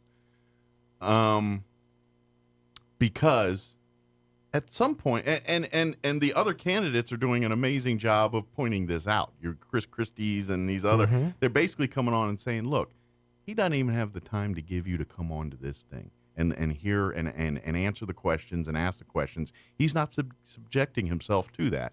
Therefore, he does not deserve your time. Right. And you know what? He ain't wrong. You're right. And here's the problem is I see it. And again, I know we're taking a lot of time here. Yeah. Is our guest here, by the way? We might have to replay an interview. Here's the problem is I see it. Most average Americans, in my opinion, again, are looking for somebody moderate, are looking for somebody kind of more middle of the road. And we've been pushed so far to the left and to the right that to find a moderate in this day and age is unheard of. Well, and that's really, in my opinion, our problem with the party politics. Is we've gone to now the extremes of the parties are now taking over the mainstream side of the parties, and they're getting more run. And the people that are staunch Republicans or staunch Democrats, in the more truer sense, are in the middle, being bounced around like ping pong balls. Right. And so it's Pong. Yeah. It's Pong, and the American voting public is the ball. And we live in a world where people feel afraid to share their opinions because of this cancel culture we live in. If you say something like transgender people or mental health people, and you say that in public, people treat you like you're a racist, sexist, or anything else now, rather than the fact that, oh, maybe they're right, that these are individuals with mental health problems that we need to help, not do all the other stuff. I did see a thing yesterday, though, that kind of gave me a little bit of hope, and that's that there's a spotlight being put on the excessive use of therapist speak, of therapy speak. People are getting real tired of getting these paragraphs and using phrases like triggered and gaslighting. Oh yeah, it's gaining a certain level of fatigue. So it's almost like the pendulum is starting to swing back the other way, if ever so slightly. Yeah. Well, and this goes back to my point of human nature. Humans are bad people. Humans will do whatever it is advantageous to them, unless there's a chance of them getting caught. I'm just telling you, this is why military and these other entities drill integrity so hard into human beings, because humans, I believe, generally don't have it unless you get put it into there. It's not inherent. It's a learned behavior. It's not inherent. Yeah. To say that humans are inherently evil, I can't get on board with that. I would say that evil is absolutely baked in, but human beings and the reason I say core, inherent is if you left that human being without any formal training by a parent and just kind of let it figure its world out and it survives, it's going to do bad things unless someone teaches it to do good things. It's going to get what it needs to survive, and it does not care how it gets said things to survive. That's what a human being will do. No more so than a lion or a tiger or any other animal. If left to his own devices and left to be made to survive on his own, sure, one would kill an animal or whatever to survive. Yeah. But to say that act is evil and not just survival, I mean, that's where the argument lies. Well, that depends on your definition of good versus evil. Like and our purpose is here, we're trying to all coexist and live in a place and inherently make each other better. Therefore, but everybody has their own personal gains. Exactly. But here's the thing. This is why America is great. We all don't have the same value system. Right. Some of us are very religious. Some don't have any religion. Folks, we're going to get back to the fart jokes real soon, I promise. But I'll tell you this, and this is my opinion. This is just my opinion. And this is just some dumb DJ. So by far, don't sit here and... By the way, it's like my favorite Asian dish, some dumb DJ. But if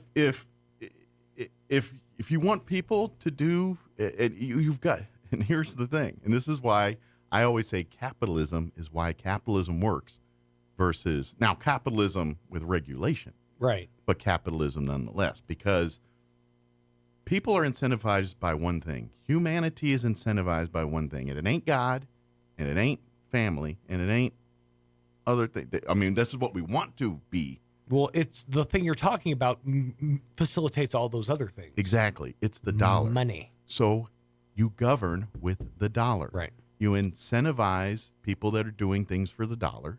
You devalue. Look, people want to be racist? Fine, be racist, but you ain't getting a federal dime from anybody. If you want to do your thing, fine, but the federal government will not support it in one way, shape, or form. I agree. And that goes both ways. If you do anything, and this is where people are going to start getting angry, anything that promotes sex or gender at all over one another, you ain't getting a federal dime for. Mm-hmm. And that's all creeds, colors, everybody. You want no racism, then you got to have a fair playing field for everybody. And it starts by the government getting out of the way of putting caveats. The next thing I do, me as president, the census. The census happens every 10 years. Mm-hmm. There's one question on that thing. How many people in your household? It does not matter what color you are. It does not matter. Because well, yeah, but that gives DJs like me content for a morning show. But here's the thing: all these politicians and these parties that are creating these programs that they say and things will supposedly help you, and actually all they're doing is trying to get votes and basically making you more reliant on government control, need to go away. And how those programs are created is through the census, because they gather all this information. It's like, oh, look, there's where all these people are. We're going to crowbar this. These people live over here, therefore we're going to do it this way. And that's where these racial divides and things happen. But Mike, if there's not pointless grant money, what will Matthew Lesko do with his question mark suits? If you put everything to the dollar and merit-based, you work hard, you get rewarded. You don't do a thing, great. You can do that, but guess what?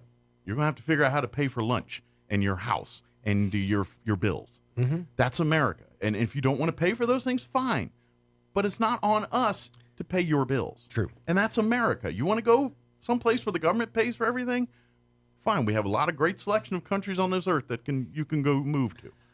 Now, that being said, I have to go pander to country radios. Just my opinion on these things. So I'm going to replay an interview before I get fired for sharing my opinions for an hour. Go ahead, Rory. I was just going to say, this is where Mike shows his true anarcho-capitalist colors. Anarcho-capitalism. I just think humans as a whole are valueless people. I just, I'm not saying everyone, but if people go unchecked, they're going to do bad things. That's just what humanity is.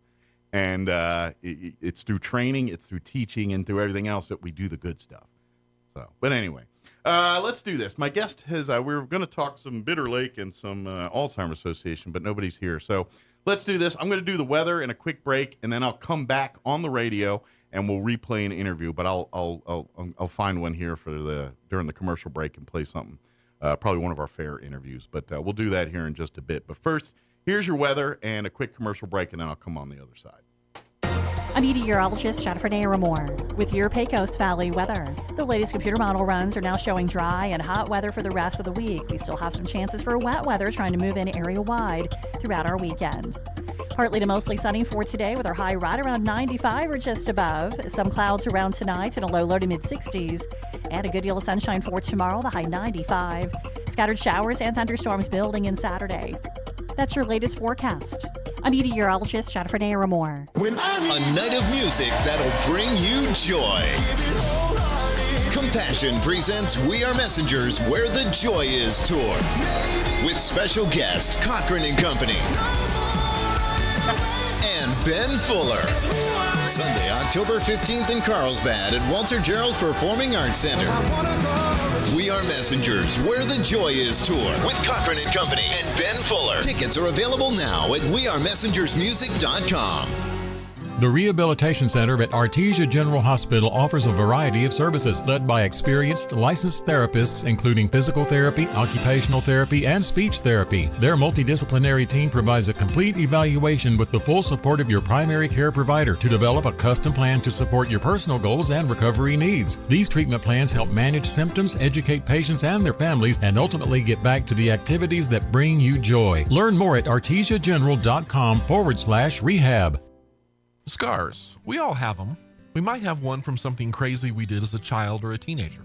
As we age, we might attain a scar or two from things that go wrong with our body. Those scars are forever there, reminders of everything from crazy stunts to a surgery that might have saved our life or at least made our life better. The scars on the outside can sometimes make us smile, reflect, and thank God that something worse didn't happen. But most of us also have scars on the inside. Internal scars can happen in many ways. You might have your heart broken by someone you loved. It's possible that your scar is based in tragedy, an event that happened to you where you lost some of yourself or someone you loved. Maybe the scar is self-inflicted through your own sin and chaos. The truth is, our scars cannot be erased. They will forever be there, but they have healed, and we can be whole again. In many ways, our scars are what shapes us into the people we've become. We should not be defined by those scars, but reminded of the strength, love, and the goodness of God that helped us recover from what created the scar in the first place.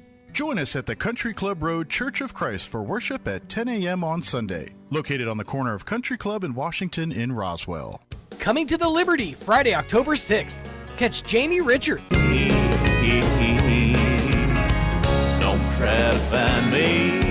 With 12 #1 Texas country hits and records recorded by artists like Cody Jinks, Hal Ketchum, Kevin Fowler, Walt Wilkins, and many more. Get tickets and more info at thelibertyinc.com. She's cold as that beer she's drinking. Jamie Richards, Friday, October 6th at the Liberty in Roswell. Hey CVE members, have you scheduled your no-cost home energy audit? If not, it's time to sign up. Call 575-746-3571 to get your name on the list for a free home energy audit. Weather stripping, new door sweeps, minor repairs, and much more. Start saving money and keep that purchased air in your home. Central Valley Electric Cooperative is happy to partner with Green Metal Energy for this valuable audit. Again, 575-746-3571. The need to grow past our basic capabilities and experience the impossible will forever keep aviation technology evolving. Within the Aviation Maintenance Technology program at ENMU Roswell, students thrive knowing that the faculty and community are supporting their success. ENMU Roswell is dedicated to empowering students through hands-on skills training in a nurturing environment. To learn more, contact us today. Here's a Mornings with Mike Winters fun fact. Bamboo plants can grow up to 36 inches in a day. So if you're told you're growing like a weed, you can say, "No, I'm growing like a bamboo." Here's Mike Winters. And good morning. It is 8:31. Yeah, I'm still in my soapbox, but I'm going to stop. So let's do this. My guest didn't make it in this morning. So yesterday we had Adrian Ruiz join us to talk rodeo at this year's Eastern New Mexico State Fair. It's going to be exciting. 2 days of rodeo action, Friday and Saturday next week out at the fairgrounds. So here is our interview with Adrian Ruiz talking rodeo at the Eastern New Mexico State Fair. Enjoy. In studio this morning to talk some rodeo at this year's Eastern New Mexico State Fair. Adrian Ruiz is with us this morning. Good morning, sir. How are you doing today? Good morning. Doing great, man. Doing great. Thanks for spending a few minutes with us. Do appreciate that. So as all good fairs should, they should have a nice rodeo as part of their week-long festivities. And, of course, the Eastern New Mexico State Fair will kind of bring you the rodeo action towards the latter 2 days of the fair this year. Yes, sir. So. Yes, sir. Well, talk a little bit about who's on at this year's rodeo. Okay, well, this year, we started the first year last year with this event. Okay. We hadn't had any rodeos and stuff like that for a few years, and COVID kind of put a damper on a lot of stuff. A lot of stuff, and then so me and a couple of friends came together, and Olin and Robert Garizales, and so we decided to see what we can do for the community and put these things together. There's ranch rodeos all over the countryside and things like that.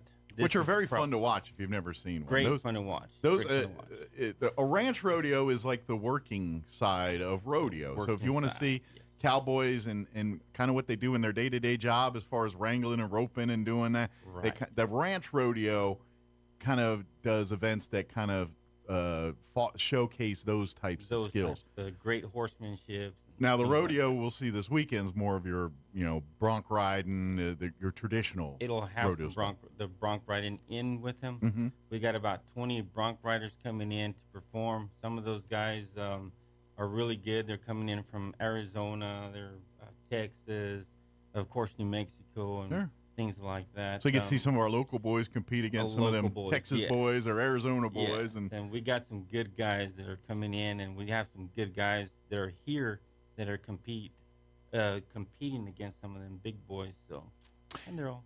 And I'm guessing, some of these probably have aspirations to be professional bronc riders, but some of these guys are. This is, they're farmers, Local. they're ranchers, they're field work, they work the fields, they're cowboys. Yes, sir. And so the bronc riding is literally the side gig where they spend their day working animals, feeding, taking care of, doing everything, and then when they got some free time, they get the bronc ride. Right. But so you're going to see everything from the folks that are hoping to someday be the next big name in PBR and all that kind of stuff, to folks that are just love the sport, love it, but their day job is ranching and rodeo, or ranching and farming and doing that kind of thing. So that's what I love about this is you see everything. You see young folks that are, your neighbors to people that are up and coming, and someday might be a household name in the rodeo world. Yes, correct. That's correct. So you're going to have fun both Friday night and all day Saturday. Yeah, we'll do. We're gonna do. There's 20 ranch rodeo teams. There's 20 ranch bronc riders coming in. This is probably the biggest one in the state now. We just the cattle and things like that, and the time wise, we can probably make this up to about 30 teams at one point. I got guys calling me from all over the place. So demand to be there. The demand is a lot. big. It's big. It's just time wise, it's can get a little hectic. But other than that, they're competing for a lot of money. We got thanks to our sponsors all over the city. Oil, veterinary supplies, your farmers and ranchers, to your local restaurants have all donated to be in this, to help us with the cost of trying to get these guys here. It is expensive to put on a rodeo. It's Into the Mountain Gods is they've been so gracious to us, and good. So all that money, we don't get to keep any of that. Everything gets paid out to all the goes back to the riders and the program. Goes back to the riders, goes to the ranch rodeo guys, and so the payouts are tremendous, and so that keeps them coming. That tends to get people from all points of the area to want to Last compete. year, I just kind of calculated, we had just on the ranch rodeo teams and our guys almost 300 people in 3 days. That's great. Just competing. I love that. Not additional family members or anything like that. So great family. And if you've never been to rodeo, or come make this next week your first time to go do it. And if you've never seen the ranch rodeo side, please, it's so different than what you normally think it is, but it's so cool to watch because the events are so different. Like especially when they do like the trailer loading, when they come out with a pickup truck and a trailer, like what is that going on here with the rodeo? And that's part of the event where they, and these are actually all these events are based off of what they actually do day to day at the job. For the wild cow milking. Sure, yeah, it's extreme. But everything else, you have to catch a calf in the pasture. You have to load it. You have to load a sick calf in the trailer. Sometimes you have a calf or a steer that gets out to somebody else's property. You have to go gather it up, and it's a very dangerous sport. So these guys can there's a lot of stuff that can happen. Yeah. And so most of the competitors in the ranch rodeo side, are those all mostly ranchers that from their different ranches, and they're competing because it's a team sport. It's not one person. No. So it's like all from the whatever ranch is Right. they're doing their thing. So it'll be 5 or 6. There's a bunch of cowboys ranch guys from there coming along. Okay. Matter of fact, we got some. We got Dagger Draw coming in from Carlsbad. We got Danny Elier coming from. I believe those guys are from Hope, New Mexico, in that area. We got some guys from Tatum, just anywhere. FI Cattle, part of those guys are from Texas. Nice. Crossroads, of course, they're from around the Portales. So all these names that you'll see and hear, if you drive around, you'll see the names on the side of the road. May have done business with them. yeah, definitely. The cool thing about, some of this stuff, unfortunately, the ranch guys, they don't actually do this every day. They're not on horseback every day. Yeah, they're working. They're working. Yeah. They're fixing water lines. They're doing this, fixing fences. Yeah. So they have these nice, pretty high-powered horses that they work on separate times that they get a chance, and so they compete in this deal with us. How does that, and this is just gee whiz curious, like the animals they use in the ranch rodeo, are those generally the same animals that they work every day, or are those animals specifically designed for ranch rodeo? They're basically designed for ranch rodeo. Gotcha. All these guys I didn't know if these were also the working animals, or these are animals are kind of built for they're more the built rodeo stuff. for rodeo stuff. Gotcha. All the Okay. animals that we're using, they all come from they're what they call corriente cattle, so they're smaller breed. Okay. They're not these huge beef breeds that are going to drag the guys all over the arena and make, So they're good cause for a lot of rodeos, but probably not the tastiest meats. No, not the big most they fat just content. don't give you all the beefy stuff. These are going to be your lower cuts of beef, because these cows are a little more muscular and a little more running and working and things. So, telling you, and for anybody that don't know, when you see the steak and it's marbled with the fat and it looks like there's more fat than beef, that's the good steak. Yeah, that's the good. That's those cattle are the ones that you'll see just on the side of the road or in the pasture. And unfortunately, with the drought situation that we have, we don't see that as much. A lot of the ranchers are really struggling right now with the drought. So it's glad that we are blessed to where they have the ability and time to come and do this thing, because obviously their priority is that ranch. Moving cattle and feeding cattle right now. Doing the day-to-days requirement. It's a big problem. Yeah. And like you said, they spend most of their day, it's not actually the ranching side, it's fixing the fence or fixing the machine that does what it's supposed to do, or the barn's messed up, we got to fix the barn. That's right. A cowboy's a jack of all trades. He's They have to do everything. Little carpenter, little electrical, little metalwork, and a whole lot of animal husbandry and all that kind of stuff. One of the coolest things that I saw last year when I was walking around is especially people from this local area. When I mean local area, probably the southern part of New Mexico, is as I'm walking around, you'll see two guys from two different places, and they sit there, talk about cattle, they'll talk about family stuff, they'll talk about breed of horses, and they hardly ever see each other. Mm-hmm. And this is a great places to come in and enjoy that company with themselves, with their families, the young kids that are coming in, especially our warm-up. I know Dagger Draw, Steve McCutcheon, all them guys, he has two of his boys, and the boys are probably 11 and 9, I believe. Okay. So they're very young kids into this deal, and that's what it's all about. Absolutely. That's Well, what that's it's just all it. about. It's a family event for everybody. And I'm gonna go out on a limb here and say the guys that are doing this, that you see up there doing it today, 10, 15, 20 years ago, they were those 9-year-olds They were doing the the same 9-year-olds. thing, and their dads Yes. and their grandpas were the ones doing Yes, stuff. I And do. I love that. That's the tradition. Wootons, I had a call last year from one of the Wooten grandkids that called me up and said, "Sir, can I put a team in the ranch rodeo?" I said, "Sure." And when he told me his name, is a 17-year-old kid calling me to do this, and I said, "Man, we're happy to have you." Absolutely. Well, this is And this is you're the time next generation. Yeah. Great grandpa or grandpa's out there sitting on in the stands watching their kids play. So it's great. It is. And that's what I'm. If you're not familiar or not, this is not the world you grew up in or familiar with it. Please come see it. Come see. This is the family. This is the tradition. This is all ingrained in back to we've been talking about the fair a lot here because it's coming up, and when we talk about these livestock shows that these kids are competing in each day, and all the great projects in the education building.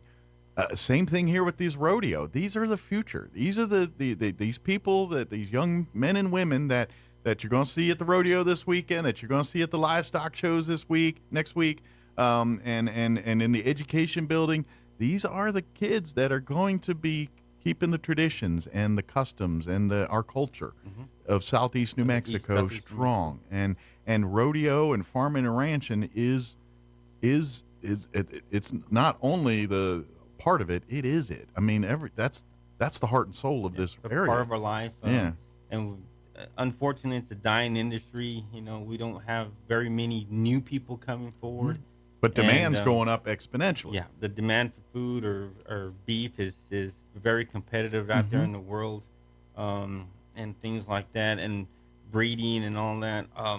It's just has provided so much the genetics and things like that to provide better quality of products. So it's something that add scientist to that cowboy. Remember the jack of all trades? Scientist was another one you have to add to the cowboy list of skills that they have. That's correct. But so let's talk time. So night one will be Friday night. What time does everything get underway Friday? Okay. On Friday night we start. The first flag will be 7 teams coming up at 6 o'clock. Okay. Sharp. Okay. We'll have the grand entry at 6, and then we'll start everything off then. The following day, the slack number 2 will start at 9 o'clock in the morning. Okay. Okay.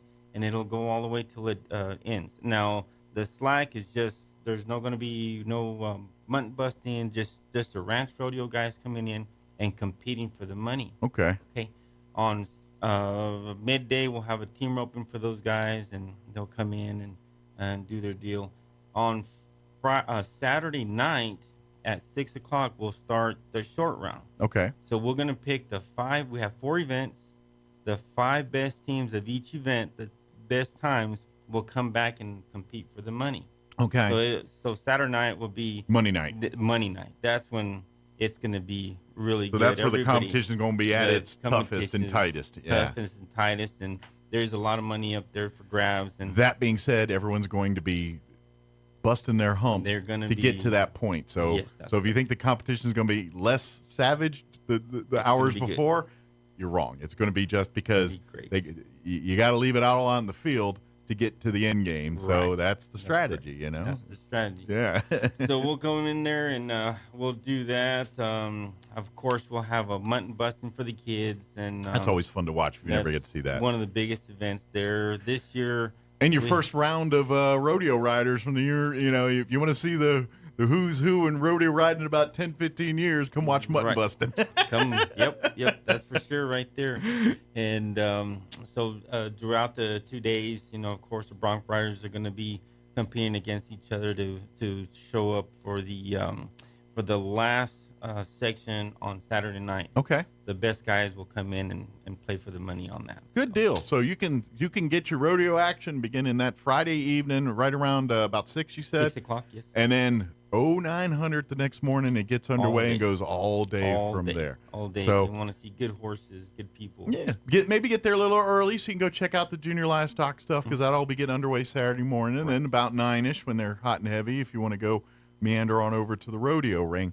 Now, for if you're just a rodeo participant and you're not so much interested in the fair stuff, you're just wanting to do, your admission into the rodeo is included into your admission into the fair. So that's correct. So you will come in and so they want everyone to come in through the main entrance of the fairgrounds. That's correct. They want you to park in the main parking lot. The only people that get to park over by the rodeo ring are the actual participants. That's correct. If you're a spectator, they want you to park in the main parking lot and then go through the main gate and then go to the rodeo ring through the fairgrounds there. So, and then, and of course, your fee is included. So if you want to get there early and ride the rides and see all the shows, or after the rodeo's over, want to ride a few rides and check out a few things before it wraps up for the night, depending on what time everything gets done out there, it could go as long as the concerts and everything do. It just depends on how much action's going and the riders and how stiff the competition gets here. So, That's great. But it's going to be a fun, and come see it. Come see ranch rodeo and the bronc riding. All of it's fun to watch.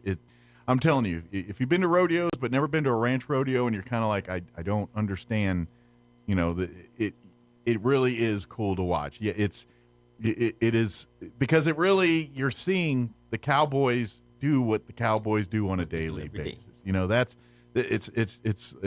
Having, I was in the military. I was in the Air Force, and I was a weapons troop. I was a bomb loader, and my job was to load the bombs and missiles on the aircraft before it goes to go do what it's got to do. So with that, we had to train each month, and so each month I had to go in and compete to load a jet. And we worked in a group of 3, and you have to do it within an X amount of time and do all the safety things. But once a quarter, we have competitions between the other load crews, and so to me, the ranch rodeo is that same thing, that same version of you're seeing, and you turn into a competition, and it gets cutthroat and times, and it's down to seconds and committing errors and all that stuff. But it really was a competition of the day-to-day of what our job was really like. And that's what this ranch rodeo is. If you want to see what life on a ranch is and not work on the ranch, this is probably about the closest you're going to get to actually experiencing that kind of thing. Great horsemanship, great horses, and the bronc riders, of course, those guys it's just phenomenal. I break a few horses myself, but to watch those guys do what they do is like, oh my god! It's an art form. It's very. It is a very. I mean, it's very form, practiced. Very. It's athleticism about those boys. Yeah. And the wit to be on top of that horse. Sure. When he's just. And you got to be a little psychologist too, because at the end of the day, you're at the mercy of the animal. It doesn't matter what you want it to do, and you can try to lure it. You're dealing with something that's about 10 times heavier than you. It's going to do what it's going to do. You just gotta influence it a little bit. Yeah. So it'll be a good time. It's an art form to that. So please come see it. Come out. Enjoy the fair. So if you're just coming out to the fair to do the fair and the concerts and maybe see some of your kids or grandkids in the show and never really got to experience rodeo, come out Friday night when you got a lull. Just walk on over to the rodeo area, get you a good spot, and spend an hour watching the rodeo. Just I guarantee you're gonna want to hang out more. And that's the other cool part too is it's the county fair. Everyone's around. You want to talk to these guys and learn more and stuff. It's one of those few sports that's like that. You can't go to a NBA basketball game or an NFL football game and talk to the players before, during, or afterwards. Here, obviously when they're busy, you need to let them do their thing. But if they're just kind of waiting around for their spot or doing their thing, or they love to talk to the people and talk to the kids. To show their horses. Yeah, show the horses and show the animals off. It really is a family fun environment. So you can bring the kids and they can come and pet and touch the animals and do all the, the fun stuff. And then, but when the horn sounds, it's competing time. It's time. Good deal. Is there anything about the rodeo we wanted to make sure we mentioned, but we just spaced out on? No, just if you guys haven't been or had been a long time since you've been there, just come watch these guys. They work all year. They do perform in a lot of other rodeos throughout the state, but this is pretty special. It's the eastern state, of course. So there's a lot of guys coming from a lot of places. It's huge. 20 teams is a lot of teams. It's a lot of work for me and the And they put other their boys. heart and soul into it, Yeah, and they leave it out in the ring. They leave it out in the ring, the highest paid deal that we have going on, and it's all family oriented. So you guys come out and enjoy what these guys do every day. It is so much fun. It's a blast. As a guy that did not grow up in this type of environment and everything, so it's new to me to experience. I've been here a while, so I've gotten it under my belt now. But as someone that didn't grow up in that world, to come and see it, it's so much fun. It's probably even more fun to come in a little unknowledgeable about it because it's so unique to you, and then as you learn it, because you're wondering, because you'll be watching it and you'll sit there and, why the heck are they doing that? And then someone will explain it to you, and they're like, oh, okay. And that's the part I love. It's like you see something to the untrained eye, it looks ridiculous, and then when you tell them, now it makes sense. Okay, and I love that. To me, it's fun, but it's also learning new and learning about your own culture and heritage. But what we do every day out here, exactly. Us cowboys out here, we work every day at this stuff, and this is the heart and soul of our community. This is what we do. Provide the beef that is required for this industry. Absolutely. So please come out, make time to come out in the fair. Again, all the rodeo for Friday night and Saturday, all of it's included.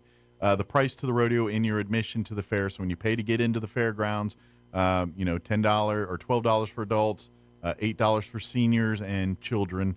That gets you into, and that also the concert. So if there's a concert that night or any of the other live entertainment, you're covered. You just got to walk to it from that spot to the fairgrounds to where you want to go and do it. It's all included. So I'm pretty sure you're not going to see a rodeo for $12. And by the way, get a whole fair and concert and everything else. Come support those guys that are supporting us do this. Absolutely. And, all the local guys everywhere that have helped us out. This is a tremendous deal for them. We do appreciate that big time. If it wasn't for them, it would be really hard to do this. Absolutely. Yeah, the fee would be pretty high at the gate if we had to have somebody come and just charge for. Sure. For the license. I would imagine just the insurance alone on events like this is probably astronomical. It's not a happy deal on that deal. But the whole inside baseball of doing these things aren't fun and exciting, but the end result is, and that's why we do it. So come on and watch and enjoy it. Absolutely. Come see these watch folks. Them little kids ride them bulls. Oh, the mud busting's fun too. Yeah. Well, we have the mini bulls coming up. Oh, as well. Okay. The 6 mini bulls each night, and these are young kids. Mm-hmm. They're pretty young. Yeah. 15 or younger. Yeah. They're These are kids, and it's cute but fun and exciting, and they take it seriously they take it very seriously. These kids are thinking, this is going to be a bull underneath me at one point. You know what I mean? It's a mutt now, but it's going to be a bull. Yeah. My goal is to be a bull or a bronc underneath this thing down the road. So. Yes, sir. Good deal. Again, Eastern New Mexico State Fair. Go to the website, enmsf.com. You can see information not only about the rodeo this week or next week, but all the other fair information, ride time, ride costs for the armbands and hours of operation, what concerts and shows are happening when. There's special days at next week's fair, like Tuesday is going to be Ride 'em Cowboy Day. Everybody 2 and up will pay $25 to get into the fair, and that will include an unlimited ride armband, so you can save a ton of money. So you pay $12 to get in the fair, then another $35 for the armband, and you do that times your 7 kids and everything else you got. That's a lot of money. So you want to ride rides to your arms fall off, come out Tuesday, save you some money doing that. They also have, I believe, Thursday night was the canned food night and dollar ride nights for the fair and all that. Concert nights all sprinkled in there. Wednesday, senior day, seniors 55 and up get in for free and all that. Again, you'll find all that information at the Eastern New Mexico State Fair website, enmsf.com. The other thing I'm going to tell you is like and follow the Eastern New Mexico State Fair Facebook page. That's going to be your best resource for if something changes. It's live out at the fair. I guarantee it's going to rain at least once. It's the fair. It just does. And I'm looking at the forecast. It might be more than once. We'll see.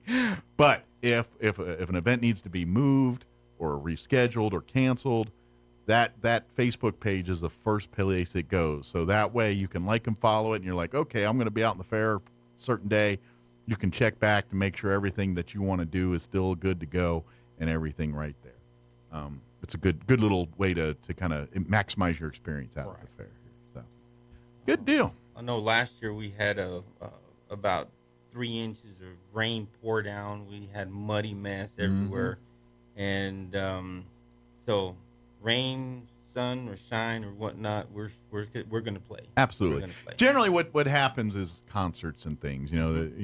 Animals in the mud. That's going to happen regardless. So you probably don't have to worry about the rodeo. But if you want to make sure a certain concert or something, absolutely. So come on out. So, Adrian, thank you very much for spending time with us. Much appreciate that.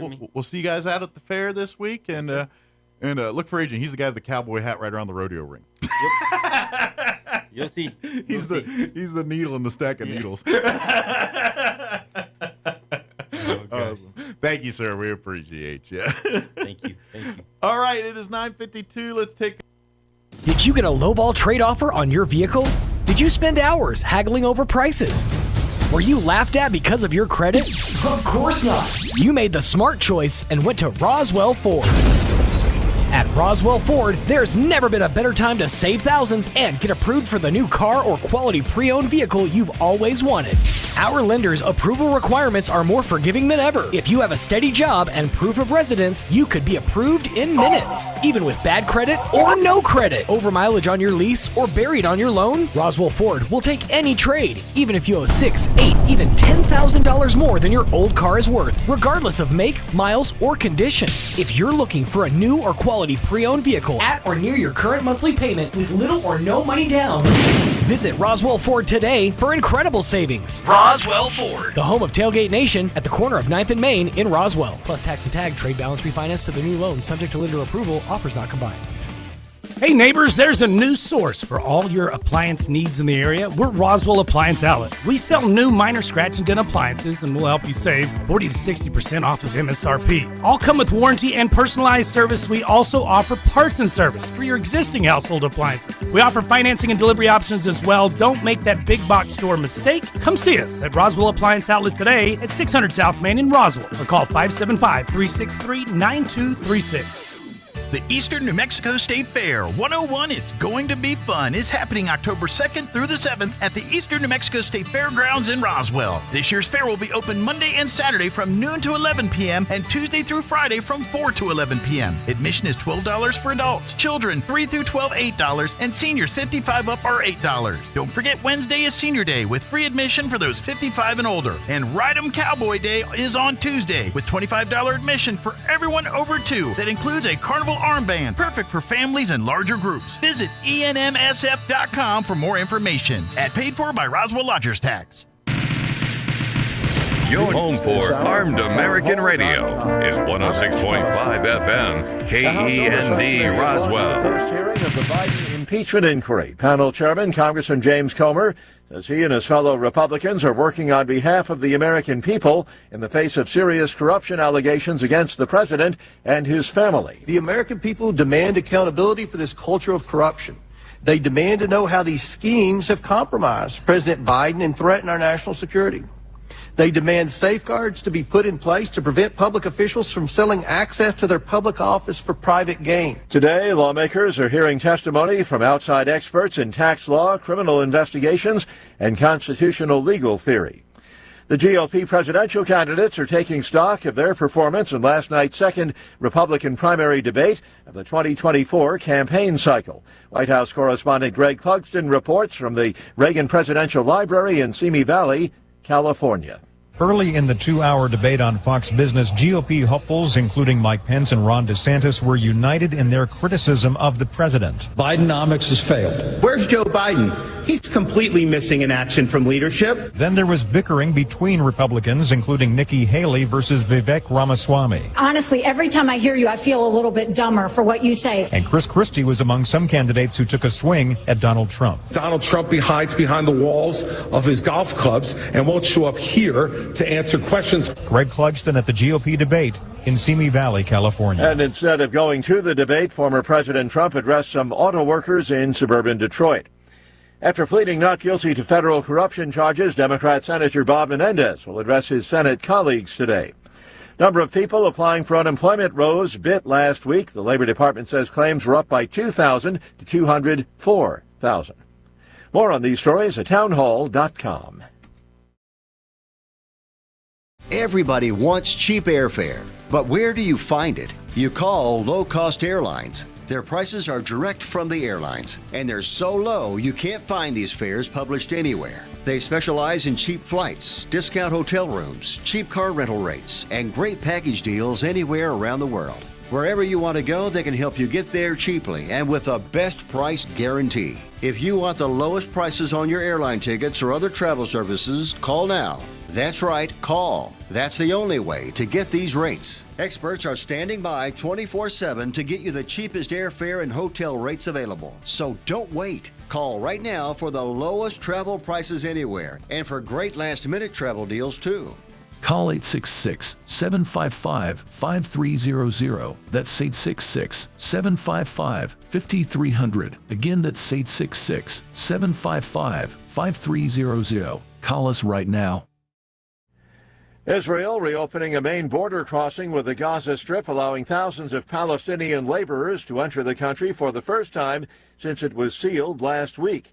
The crossing reopens after weeks of violent protests along Gaza's frontier with Israel, where demonstrators have thrown explosives and rocks and launched incendiary balloons that sparked fires. The protests have driven up tension, prompting Israel to launch airstrikes targeting military posts belonging to Hamas, which rules Gaza.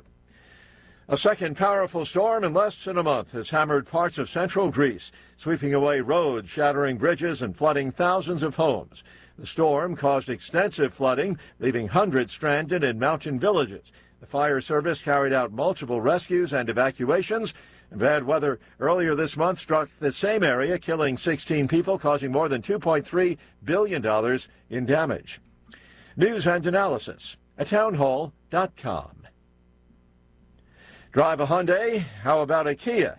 If so, yours may be one of the 3.4 million vehicles being recalled in the U.S. Owners should park them outside due to the risk of engine compartment fires. The recalls cover multiple models from the 2010 through 2019 model years, including Hyundai's Santa Fe SUV and Kia's Sorento SUV. U.S. safety regulators say the anti-lock brake control module can leak fluid and cause an electrical short. That can touch off a fire while the vehicles are parked or being driven. Dealers will replace the anti-lock brake fuse at no cost to owners. Owners will be notified by mail in November. John Scott reporting. In the House and in the Senate, work continues on emergency spending bills aimed at averting a partial government shutdown in just a few days. Nothing resolved as of yet. A Saturday deadline fast approaching.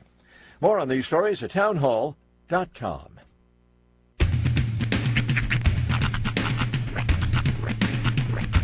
What in the wide, wide world of sports is going on here? I promise you, whatever scum did this, not one man on this force will rest for 1 minute until he's behind bars. Now let's grab a bite to eat. Yeah, come on. I feel the hot wind on my shoulder and the touch of a world that is older. I hit the switch and check the number. I leave it on and then I slumber. I hear the rhythm ringing through it. Flamenco guitar and cumbia music. I hear the talking of the DJ. The travel listen, what does he say? I'm on a Mexican radio. I'm on a Mexican radio. Broadcasting live from high atop the J.P. White Building in downtown Roswell, New Mexico. It's Mornings with Mike Winters on 106.5 Roswell's Talk FM. Is that what I sound like when I talk? Now, here's your host, Mike Winters. And good morning. It is 6 minutes after 9 o'clock. Welcome to hour number 3. Crazy earnings of Mornings with Mike Winters, right here on 106.5 Roswell's Talk FM. Happy Thursday. Hope your Thursday's going well. Going to be a warm one. Yeah. A little last minute reminder that it's fall time, kids. Grab your sunscreen. That fall is fighting to get into the picture here. It's really hard to suck down a pumpkin spice latte when you're sweating. when you wanna just hang out by the pool. I hear you. But a couple more days, and then I think next week it's gonna feel more fall. You keep saying that. I know. Stop saying it if you don't really believe it. I believe it. Yeah, you believe it. That's probably just not exactly. I keep getting duped. You're a dreamer, ultimately. I believe it. It ain't happening. But eventually I'm going to be right. That's weathermen. Eventually they're going to be right. I I like how you said that, Weatherman. Weatherman. Where the Spider-Man hang out in the Weatherman. Oh, Weatherman. What's the temperature today, Weatherman? Once more around the block for old time's sake, Weatherman. I like to just put everything with men at the end of men. Yeah. Repairman. Congressman. What are you? I'm a fisherman. Fisherman. Trust the gorgeous fisherman. Really just puts an air of hoity-toityness to it. It does. Or a complete just lack of respect for the thing, you know. Because, I mean, when Spider-Man shows up, but when Spider-Man shows up, you're like, I don't know if we're that protected. But Spider-Man shows up. Like, all right. That's right. I don't need Spider-Man. I need Spider-Man. I heard somebody reference the fact that they were happy the writer's strike was finally over because that means that we'll finally get beyond the Spider-Verse. Thank God for I that. mean, for real. It was a real big cliffhanger they left us on. Meanwhile, you get to enjoy 2 hours of Survivor every week now, and because I think they all premiered last night, Survivor. Did they? And some of the reality shows. See, it's so funny because this is the part that we have to suffer through. Yeah. The writer's strike is over. They're going back to work. Uh-huh. But it's going to be probably 6 months to a year before their work is realized in new content. So we're going to have to float for a little while with a lot of reality shows. I was hoping they held out until they put Tulsa King on regular TV. Oh, no, it's probably going to happen. As soon as they get rid of... heavily edited. As soon as they get through all 6 seasons of Yellowstone on CBS there, or whatever they're up to now, 7 seasons, I don't know. It's funny when sometimes when you find a show that has such staying power that it stays on for 10, 11 seasons. Mm-hmm. We've been doing this thing where every day at lunch, myself, my friend will watch through a few episodes of Modern Family, for example. Yeah. But we're in season 8 now, and we're starting to be what do we do from here? Where do we go? How do we pivot? What show do we go to next? Because we've burned through almost 10 years of Modern Family in a month. So you need another sitcom. We need another mindless sitcom to sit and laugh at. Kind of where we find ourselves. I can throw some recommendations. There's a few irons I have in the fire. Are you looking for something in the same vein as Modern Family? I feel like a rewatch of Parks and Recreation might be in order. I've watched that show a couple of times through, and that's one of those that I could sit and mindlessly just gnaw on. You know? Yeah. See, I think you would enjoy going back through Everyone Loves Raymond or something like that. See, I'm trying to avoid stuff with a laugh track. So if I'm gonna go somewhere, I'm thinking more of an Office, Parks and Rec, somewhere in that the Greg Daniels genre of television. Doesn't Modern Family have a laugh track? I haven't watched that in a long time. No, I haven't. Well, it does if you're watching with us. Yeah, but no recorded one. Well, TBS is now obtained the Modern Family franchise, and so they show it at nauseum now too. Again, another sign of the times. They're like, we need content. Well, in all fairness, TBS or TNT, or not TBS, TNT or USA or one of those have been showing Modern Family at nauseum for years. Yeah. TBS just got it now. But yeah, I think USA Network. Probably I want to say USA Network. There was a time where you could, when Suits wasn't on, you could turn on and there was Modern Family. You always got to wonder, what contracts did these people strike where they have every single hour block on a TV channel? For example, Rob Dyrdek. You got to imagine the contract that he signed with MTV for as many times as they show ridiculousness. Yeah, dude's got to be just rolling. It's ridiculous. It's ridiculousness. Same thing with the Impractical Jokers. I mean, every single second of True TV's lineup, it seems to have something to do with the Jokers. Although they've tried to crowbar some other things. Like a week ago on a Saturday morning, I was thumbing through channels, and normally you get to where True TV is on there, and like you said, it's usually episode after episode of Impractical Jokers, but not this particular Saturday morning. Oh, they were showing a marathon of the sitcom Step by Step. Really? With Patrick Duffy. Yes, with Patrick. I loved Step by Step back in the day. That was like one of my favorite shows. Yeah, they were showing a marathon of Patrick Duffy in Step by Step. I was madly in love with the brunette on that show. Okay. I hadn't seen that show in years and forgot the show was even around, and I'm like, oh, there's a marathon of it on Day by day. True I still remember the TV at entire 9 theme o'clock on a song. Saturday morning. That's amazing. Again, they're looking for whatever they can get their hands on. And they go to the vault. And another one that pops up like that quite a bit, and it's usually around CMT channel area, is old episodes of the various Reba McEntire shows. Yeah, that's one of those. And again, I loved the show Reba. Yeah. Which is funny because it was never like it never actually like had an end. They had like a finale episode, but there were still storylines that were kind of left dangling.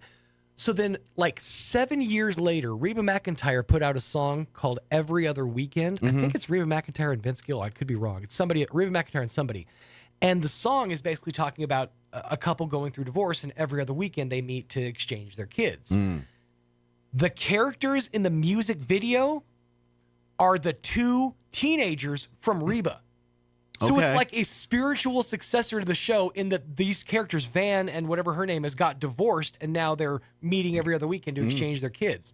So it's almost like a finale in a music video. So the dude from who was the son-in-law, who actually his name was Van on the show. Yeah, well, he went on to do Shameless.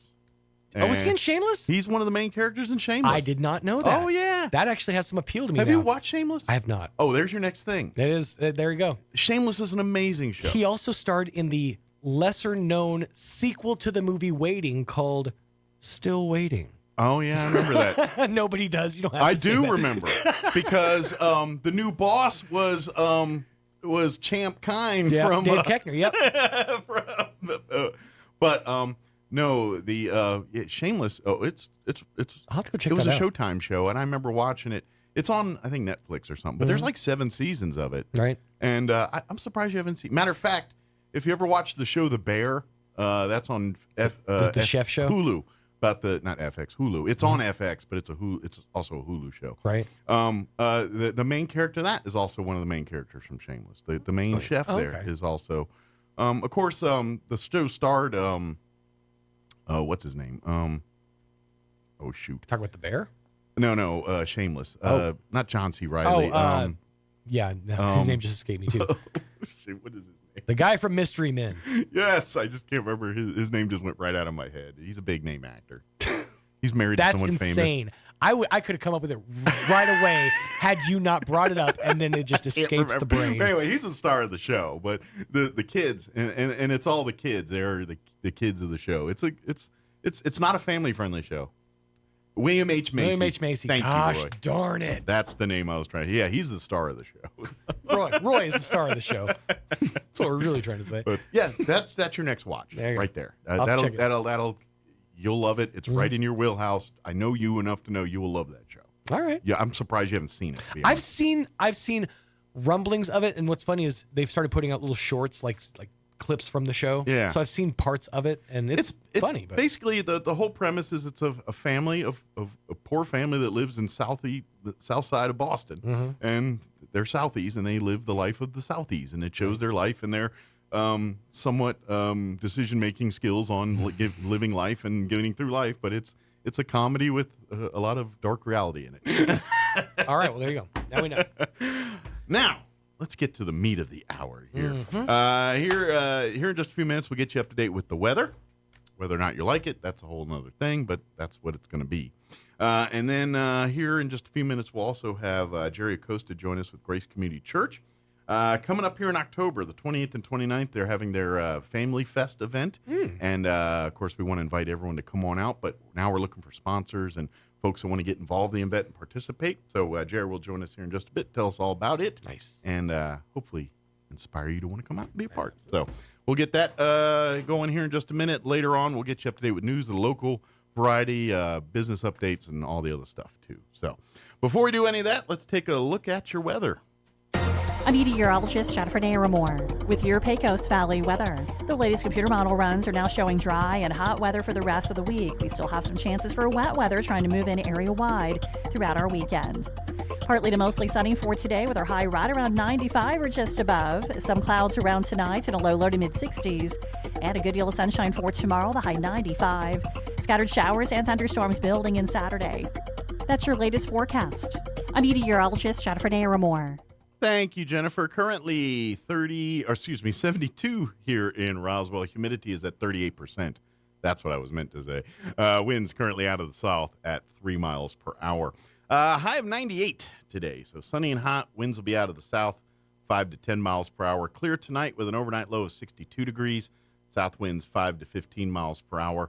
There is a slight chance of sprinkles for your Friday afternoon. Otherwise sunny with a high of 95. Southwest winds 5 to 15 miles per hour. Partly cloudy Friday night. Looking at an overnight low of 66 degrees. South winds 10 to 15.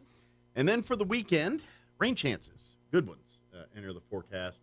Saturday, we're looking at a 30% chance at afternoon showers and thunderstorms. Partly cloudy.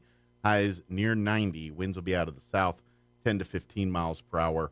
Early increasing 15 to 20. So get a little breezy Saturday, too. Saturday night, our chance of rain bumps up to 60%. They're talking rain and thunderstorms likely before midnight, but even rain chances after midnight. Mostly cloudy, overnight low of 64 and breezy.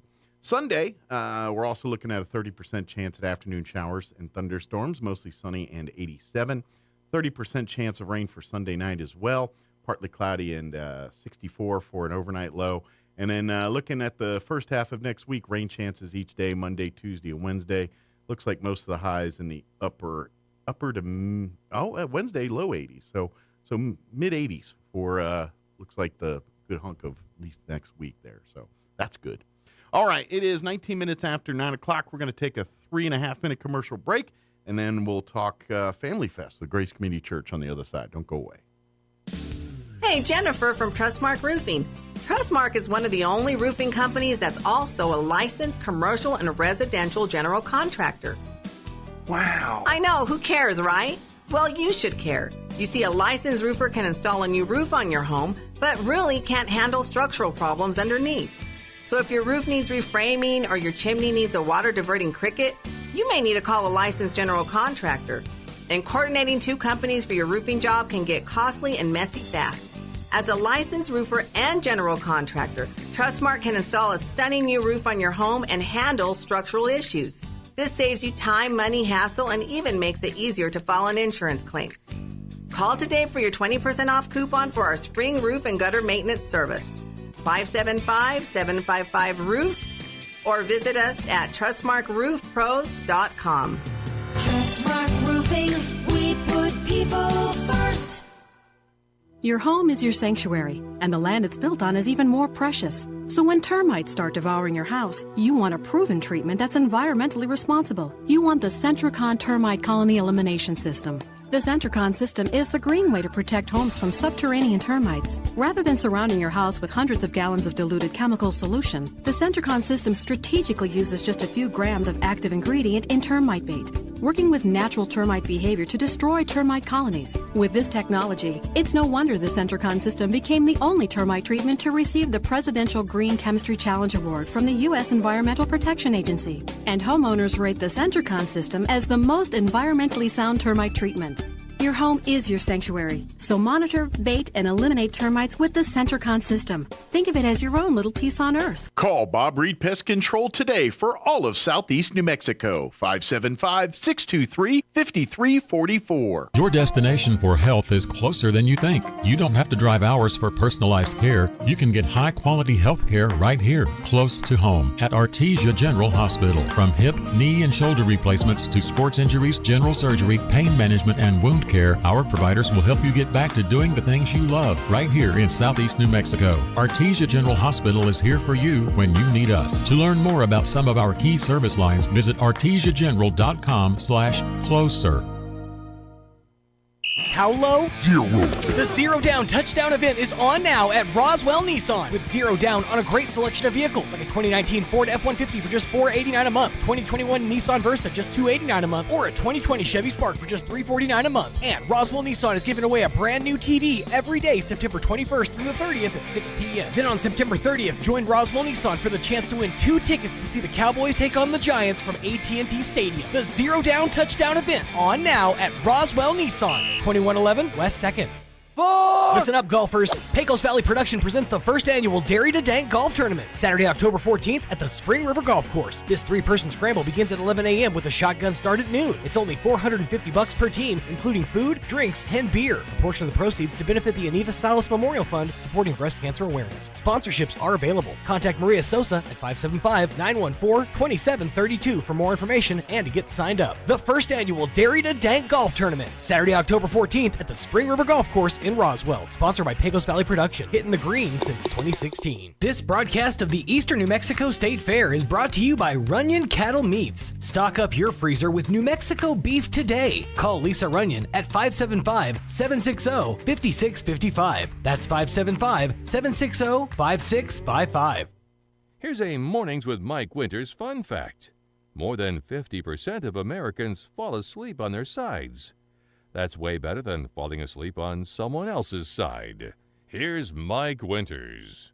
And good morning. It is 23 minutes after 9 o'clock, and joining us in studio this morning from Grace Community Church, Jerry Acosta with us this morning, and Kayla Acosta as well. Good morning, guys. Good morning. Good morning, Mike. How are y'all doing today? Well, I think we are great. Doing well? Yes. The sun's out? Happy to be here. For the moment, anyway. Yeah, really happy to be here. Very good. Well, first off, I wanted, and this is probably, I wear many hats and things, and I just want to take this opportunity to thank Grace Community Church for a couple weeks ago being gracious hosts for, I'm with the Historical Society. We had the Guy Penrod concert there about 2 weeks ago, and it was a huge success. Thanks largely in part to the Grace Community Church. So big thank you to the church for supporting our little cause and making it a big success. That was awesome. Yeah, I think it was amazing. We were there and we enjoyed the concert, and it was really, really good. It's the first time I've seen people in Roswell waiting hours to go to a concert. Mm-hmm. You know what I mean? Yeah. I was like, wait a minute, are we in Albuquerque or Dallas? What are we doing here? Yeah, it was really good experience. That's true. Exactly. So, and you guys did a great job with putting together everything. We have an amazing group of people over there that really, so between your collective group of awesome people and our collective group, it was a big success. Yes. So, big thank you to that. Well, that being said, Grace Community Church is continuing on with all the great and different events and things that they do outside of the daily services and all that stuff. And for folks that don't know, Grace Community Church is home to many nonprofits and things, your Celebrate Recovery and that amongst other organizations that call Grace Community Church home. So it really is a community church here. It's so much going on than just Sunday service. Exactly. That's really important. Absolutely. Yeah. Mm-hmm. That being said, we want to put this date on people's radar. October 28th and 29th, Grace Community Church will be hosting Family Fest. And it's, I think you can kind of put together some of what's going to be going on here. It's going to be a great time to bring the whole family out for fun, games, food, and all kinds of stuff. That is pretty much the thing. It is. We love families. Yeah. And we believe in healthy families. So. And obviously, with Halloween coming around, be right around the Halloween time frame, and families are always looking for activities and things for their families. That's a safe environment, some place where you say, you know what? I can let the kids run loose for a little bit while Dad and I or Mom and I go enjoy a snow cone or something. You know what I mean? Yeah. And that's what. So this is a great thing for families to come. Let your kids come and have fun and do it in a place where they're safe, good to go, and you're just there to have fun. And what we when is parents playing with their kids and enjoying fun with their kids. Yeah, that's the most important thing. We are providing the Family Fest as a secure place, as you said, for families to have recreation, but together as a family, not just throw out your drop your kids over there in a Right. park. It's not a babysitting event. Yeah, it's an event more for fun families. families. Parents playing with their kids and Yeah. enjoying their time, having food, free Yeah. food, and is Family Fest. Well, and here's the thing: Grace Community Church doesn't do anything small. I mean, this is going to be a big event. You see the church; Well, it's a big yes. parking lot. It's a big facility there, which means the event's going to be a big too. It will be big, Yeah. and we want all family to have this time to partner with each other, bring new friends, have new friends over there, enjoy the difference. It's gonna be like a fair. Yeah. Very, very nice and open. You can bring like the picnic, everything for a picnic. So bring your because own little party if you want. And we will provide the food. because we're You gonna bring provide your the tools food. for a picnic, and we will provide the food. Yeah. And So bring and- the basket and the blanket, and we'll bring the eats. And we will Exactly. put everything that you want for eating and, Yes. and just have fun. Because Maybe the ants too. You know, if you're going to Well, have a picnic. yeah. maybe, yeah. Yeah, it will be. We are expecting to have great weather that day Yes. Knock on for wood. family to enjoy Yes. and play together. And it's a 2-day event, 28th and 29th. So if you're busy one day, but you're free the other, then here's the cool thing: you may come out the 28th and say, "We had so much fun, we're coming back the next day." That's the idea. And That's the the idea. They could enjoy the Saturday and they could come on Sunday for the Yeah. family celebration. We have 2 family celebration Sundays, and we will love people to come. That's it too. Come if you're looking for a new church home, or if you're maybe new to the area, or maybe you're just looking for a place to feel belonging or a sense of community. And we are sure they're going to love it. Absolutely. They're going to love Grace Community Church. We are a big, big family. Absolutely. We love each other. And that's the kind of like the point I was saying before. It's a church and it's a gathering, but it's so much more than that too. Exactly. It It is really more. is. Yes. It's all God's the center of it, but there's so many more arms and branches of it too, and that's what we love. That's And true. that's what Family Fest is going to be on the 28th and 29th. Yes, Exactly. Come out, celebrate God with us, but really it's there to just come and enjoy time with your family, playing games, eating food, creating memories, doing all that kind of stuff. That's really important. I think, as Kayla mentioned, we love families and we believe in healthy families. And one of the things that we think that we have right now in our society is that our kids are very disconnected from their parents, and they are suffering and they need help. Parents need help. And we believe that friendship and fellowship and fun is a good place Absolutely. to build relationships. Create the foundation. And that's and I don't care your background, where you're from, where you come from. Having a strong family foundation is the stepping stone for whatever you want to do with your life, or what whatever goals, dreams, aspirations you have. A solid family foundation makes it possible. That's a giant needs in Yeah. our society right now. Absolutely. We need that. We need to create those kind of foundations, solid foundation for our kids. Absolutely. And we need to raise our kids as healthier as we can to build a better society. So that's why we believe in building better families. Absolutely. Well, that's, as a parent, when you get to become a parent, there is that just unattached responsibility. You're creating the next generation of our culture, our people, our life, and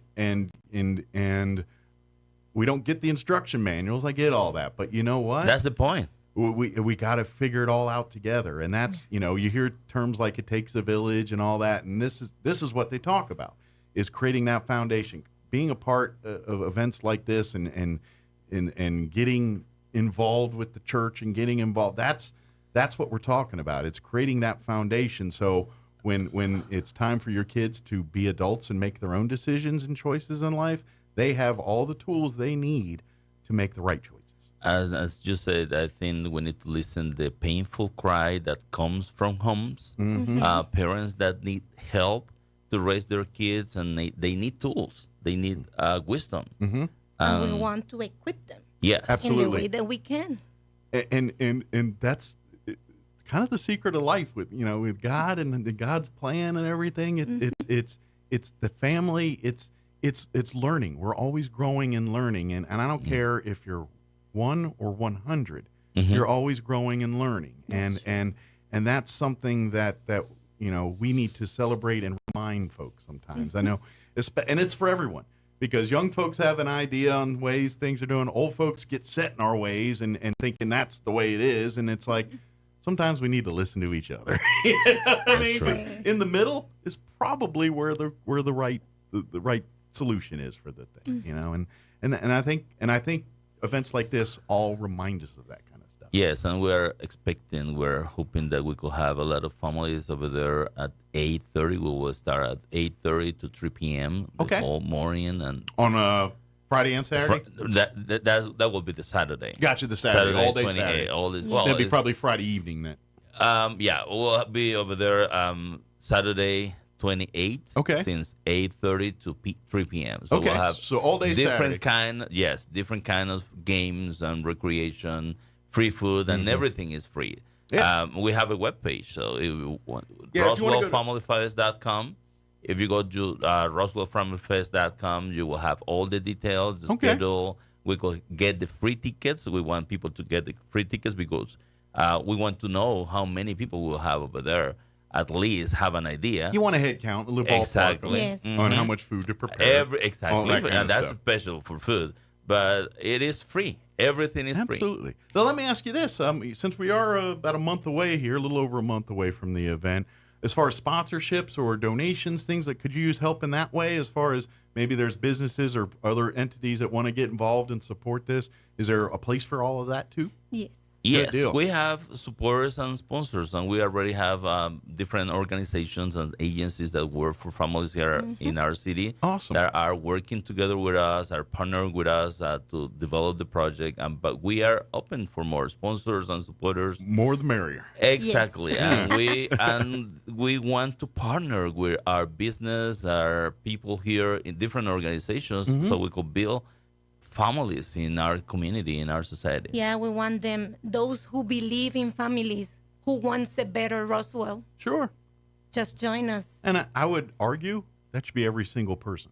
I mean, who doesn't come in and say, no, I don't want a better town. We all want a better place. Yeah, But we let's- need to work together Yeah, as a exactly. community to We build a all better want that. city. It doesn't matter where you come from or where your background is or where you're about. We all want the best for our families and ourselves and the people that we love and support. And if we all understand that, then we can figure it out. That would be wonderful. Yes. Exactly. We could figure it out. We may not agree on everything, but you know what we can agree on?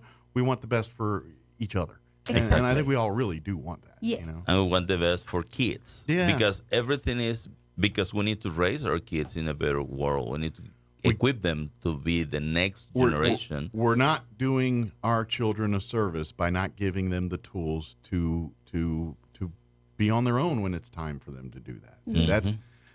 This is why we talk about why parents are the greatest jobs in the world, so to speak. Here it's because, I get it. You're CEO of whatever company, that's important and all that, but without humanity, none of that matters. And if you, as a parent, aren't equipping your kids, then you're not doing them the service of or giving them the fair shake to succeed. You're just not. Yes. You're not The doing way it. to be a good citizen, but also healthy, like emotionally. You know, we need them healthy emotionally and also good citizens. Sure. That goes together. Yeah. We want them like that. Put it this way.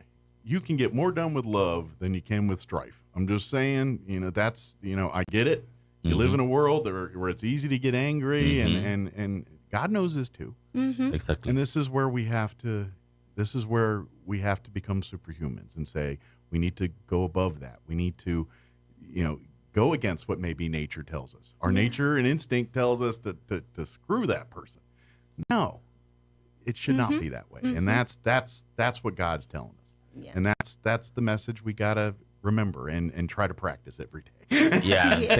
Thank you very much for this opportunity, and we want to invite our business to partner with us and sponsor this kind of events. What's the best way to if they want to sponsor, to call the church, or can they go to the website? They could go to the website and they will be in touch with us with their funds number and email address, so they could email us. Do you have a QR code that Oh, they're yes. gonna. If you do see the flyer, there is a QR code. It's for you high-tech folks. Exactly. You can scan that with your phone, and it'll take you to the website and all the information you need Yes, to do that. it's easy to go to RoswellFamilyFest.com, and you will find all the details for the Family Fest. Yeah, if you can't and get the scanner thing on your phone working, Exactly. which that happens Yeah, sometimes. maybe with the camera, they can do that. Too. Yeah, that's the idea. They go with their camera. They could scan the QR code and go to the link. There you go. But if that's too high tech for you, just type in Google RoswellFamilyFest.com. Yeah, just type in and it'll Google go right there. RoswellFamilyFest.com, and that will appear over there. Absolutely. And of course, for sure. Grace Community Church does have a Facebook page, so you can always shoot a message through that if you're a Facebook user, and they will make sure that the message gets to you guys here. And Yes, exactly. Because there is many hands make Grace Community Church go. And so they have departments and people that do just one thing, because so it'll make sure they get to the Acostas.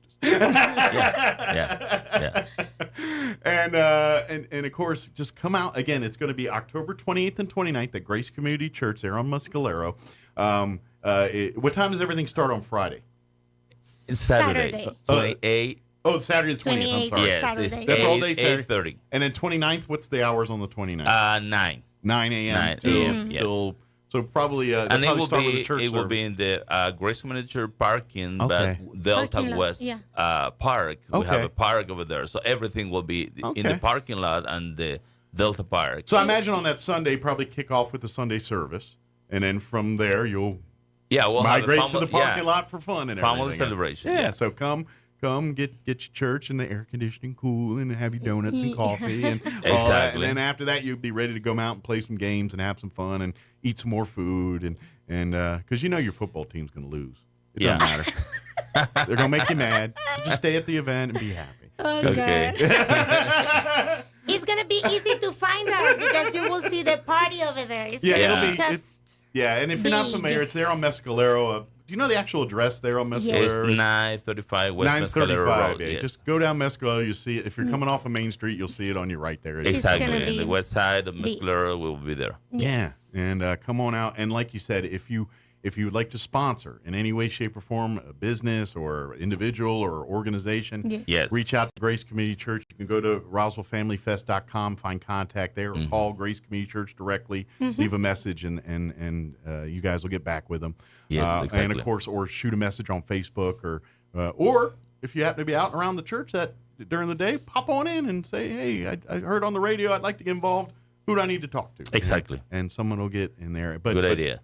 Put it on your calendars, October 28th and 29th, Grace Community Church, Family Fest weekend, 2 fun-filled days, Saturday and Sunday. Now we got that right in my head. Come on out and enjoy the fun and bring the whole family. Come, friends. Come ready to play games. Come ready to have fun. Come ready to just come and be a family and do family fun things together. Create your own fun. And sure, like you said, you want to make it a picnic and things, great. We got the grass, the field out there. If you want to, while you're out there and done playing the games, you want to toss a Frisbee around or something, hang out with the family, come on and do that. We love just to show up and enjoy. Absolutely.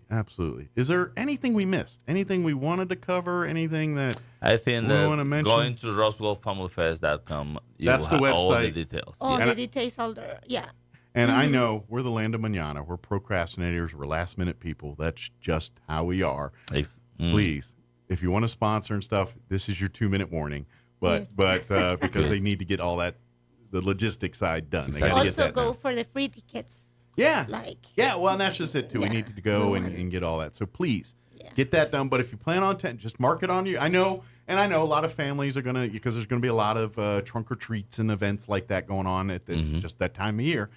So, and I get it. A lot of families like to, do the rounds. Well, please do that. But spend a little extra time at Grace Community Church because it's going to be 2 fun-filled days, and you're going to need some time to navigate all the fun stuff there. So allow yourself some extra time when you come out to the Grace Community Family Fest event. Yes. So good deal. Well, thank you guys. That would be amazing. Yeah. Anytime. We'll see you next time here. We'll get you back in as we get closer to remind folks. Oh, good. Like I said, we are the good. land of manana, and we tend to forget. So maybe a week or 2 out, we'll be like, hey, don't forget, Family Fest is coming up this weekend. Get on out here. So, Good deal. Well, thank you guys. Thank you very much.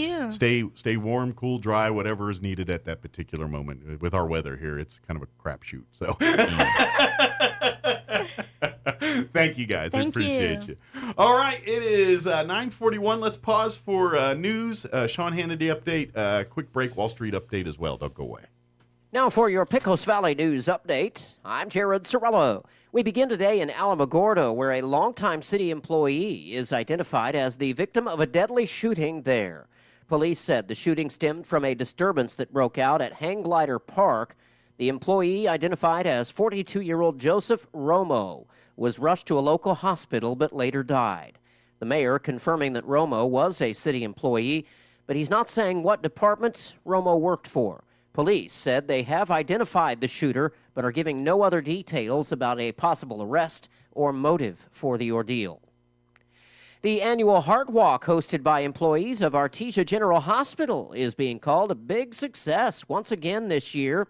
In previous years, AGH staff has been ranked in the top 5 nationally for funds raised in the event, sponsored by the American Heart Association. This year, it appears staff raised almost $11,300, smashing their goal of $5,000. Employees were motivated to collect donations with a chance to win prizes and even cash from a 50-50 raffle. You're up to date. I'm Jared Sorello reporting. Turn up your radio. Here's the Sean Hannity Morning Minute.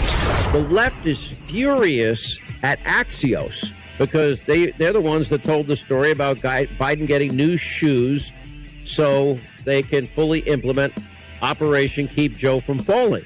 And anyway, the co-founder of Axios, kicked up this firestorm by printing this out. Scoop, don't let him trip strategy. New shoes, balancing exercises. He's getting physical therapy. Shorter stairs. That's the strategy.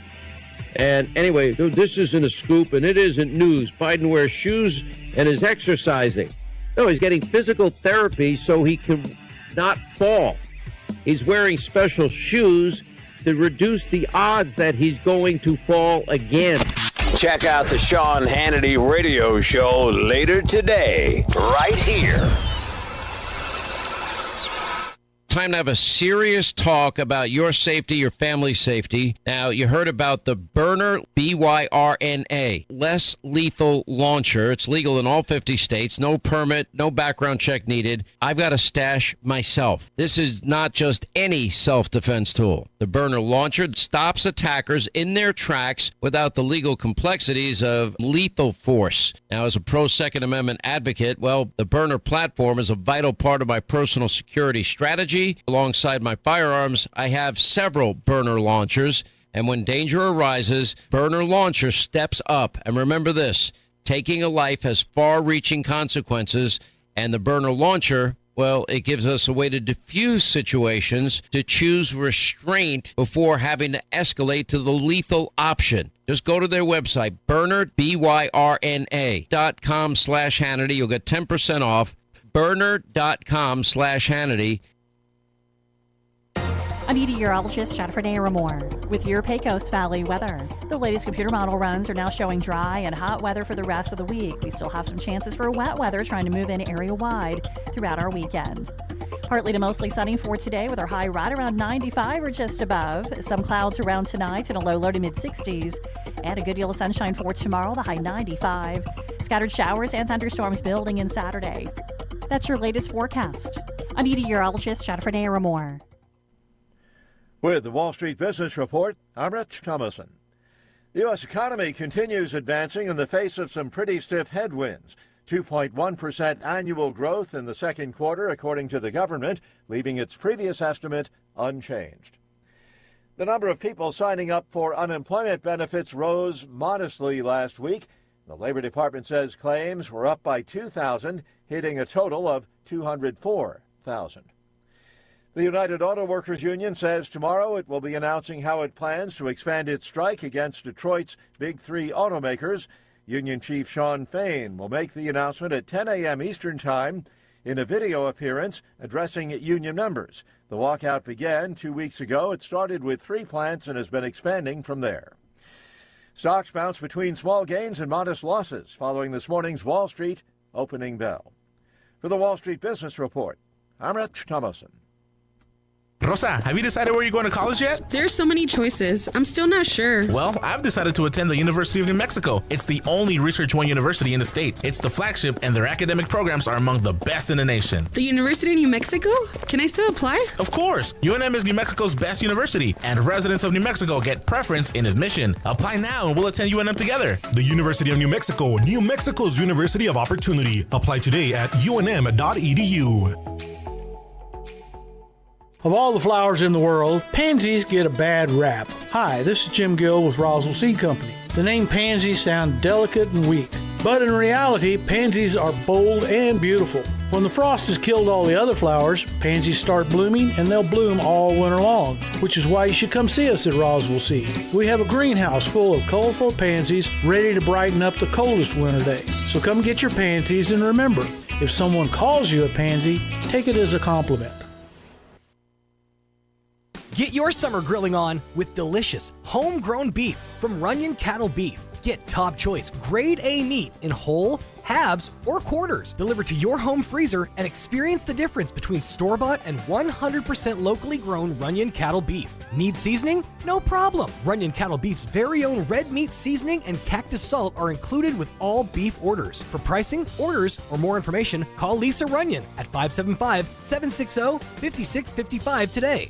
Need new windows for your home? Beware of the sales gangster. Jennifer from Trustmark Roofing and Windows here. A sales gangster is a window salesperson with the mobster mentality. They intimidate, bully, and fast talk you into buying their less than quality windows during a 3-hour pitch. Think I'm kidding? Call a few window companies and see for yourself. Or you can skip the sales gangsters and call Trustmark. We have fair, no-nonsense pricing on our premium windows, and our appointments take only about 60 to 75 minutes. Just long enough to listen to what you need, show you your options, answer your questions, and give you a straightforward quote. Then it's up to you. We can take a no just as easy as a yes, but I'll guarantee you this. No sales gangsters. Sound fair? Call Trustmark Roofing and Windows for your no-obligation spring window assessment. 575-755-7663 or visit TrustmarkRoofPros.com. Trustmark Roofing, we put people first.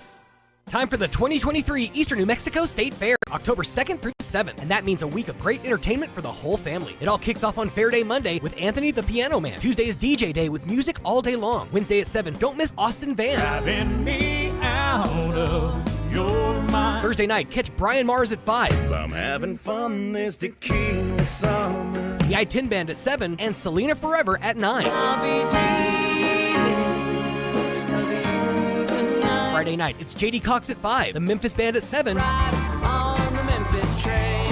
and the Garth Guy Show at 9. On the road. Then on Saturday, Anthony the Piano Man kicks off the afternoon at 2 p.m. Then Tejano Night with Conjunto Ruin Señor at 5, El Clan Lagunero at 7, and La Zona X at 9. Best of all, it's all free with your admission to the fair. More info at enmsf.com. The Eastern New Mexico State Fair, October 2nd through the 7th. 101's gonna be a lot of fun at Paper Scars. Roswell Lodgers. We all have them. We might have one from something crazy we did as a child or a teenager. As we age, we might attain a scar or two from things that go wrong with our body. Those scars are forever there, reminders of everything from crazy stunts to a surgery that might have saved our life or at least made our life better. The scars on the outside can sometimes make us smile, reflect, and thank God that something worse didn't happen. But most of us also have scars on the inside. Internal scars can happen in many ways. You might have your heart broken by someone you loved. It's possible that your scar is based in tragedy, an event that happened to you where you lost some of yourself or someone you loved. Maybe the scar is self-inflicted through your own sin and chaos. The truth is, our scars cannot be erased. They will forever be there, but they have healed, and we can be whole again. In many ways, our scars are what shapes us into the people we've become. We should not be defined by those scars, but reminded of the strength, love, and the goodness of God that helped us recover from what created the scar in the first place. Join us at the Country Club Road Church of Christ for worship at 10 a.m. on Sunday, located on the corner of Country Club and Washington in Roswell. Did you get a lowball trade offer on your vehicle? Did you spend hours haggling over prices? Were you laughed at because of your credit? Of course not. You made the smart choice and went to Roswell Ford. At Roswell Ford, there's never been a better time to save thousands and get approved for the new car or quality pre-owned vehicle you've always wanted. Our lenders' approval requirements are more forgiving than ever. If you have a steady job and proof of residence, you could be approved in minutes, even with bad credit or no credit. Over mileage on your lease or buried on your loan, Roswell Ford will take any trade, even if you owe $6,000, $8,000, even $10,000 more than your old car is worth, regardless of make, miles, or condition.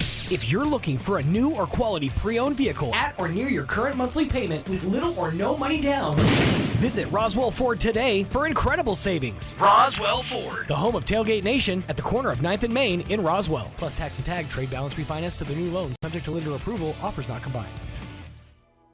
Let's face it, guys, we're living in times where the truth is becoming more suppressed and censorship is increasing at an alarming rate, especially on social media platforms. It's Clyde, and I want to tell you about a safe and secure digital playground we put together just for you. It's aftermath.media.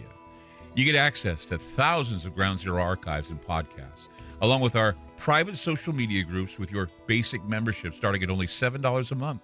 Each subscription includes tech support, access to the RSS feeds, along with our own chat room and Telegram channel. In addition, the premium membership includes research study groups, webinars, a document and movie library, a live video stream of Ground Zero, a monthly Zoom chat with me, and other bonus content. Be sure to check out our yearly specials as well. Sign up today while you're thinking about it. Sign up at aftermath.media. Again, that's aftermath.media.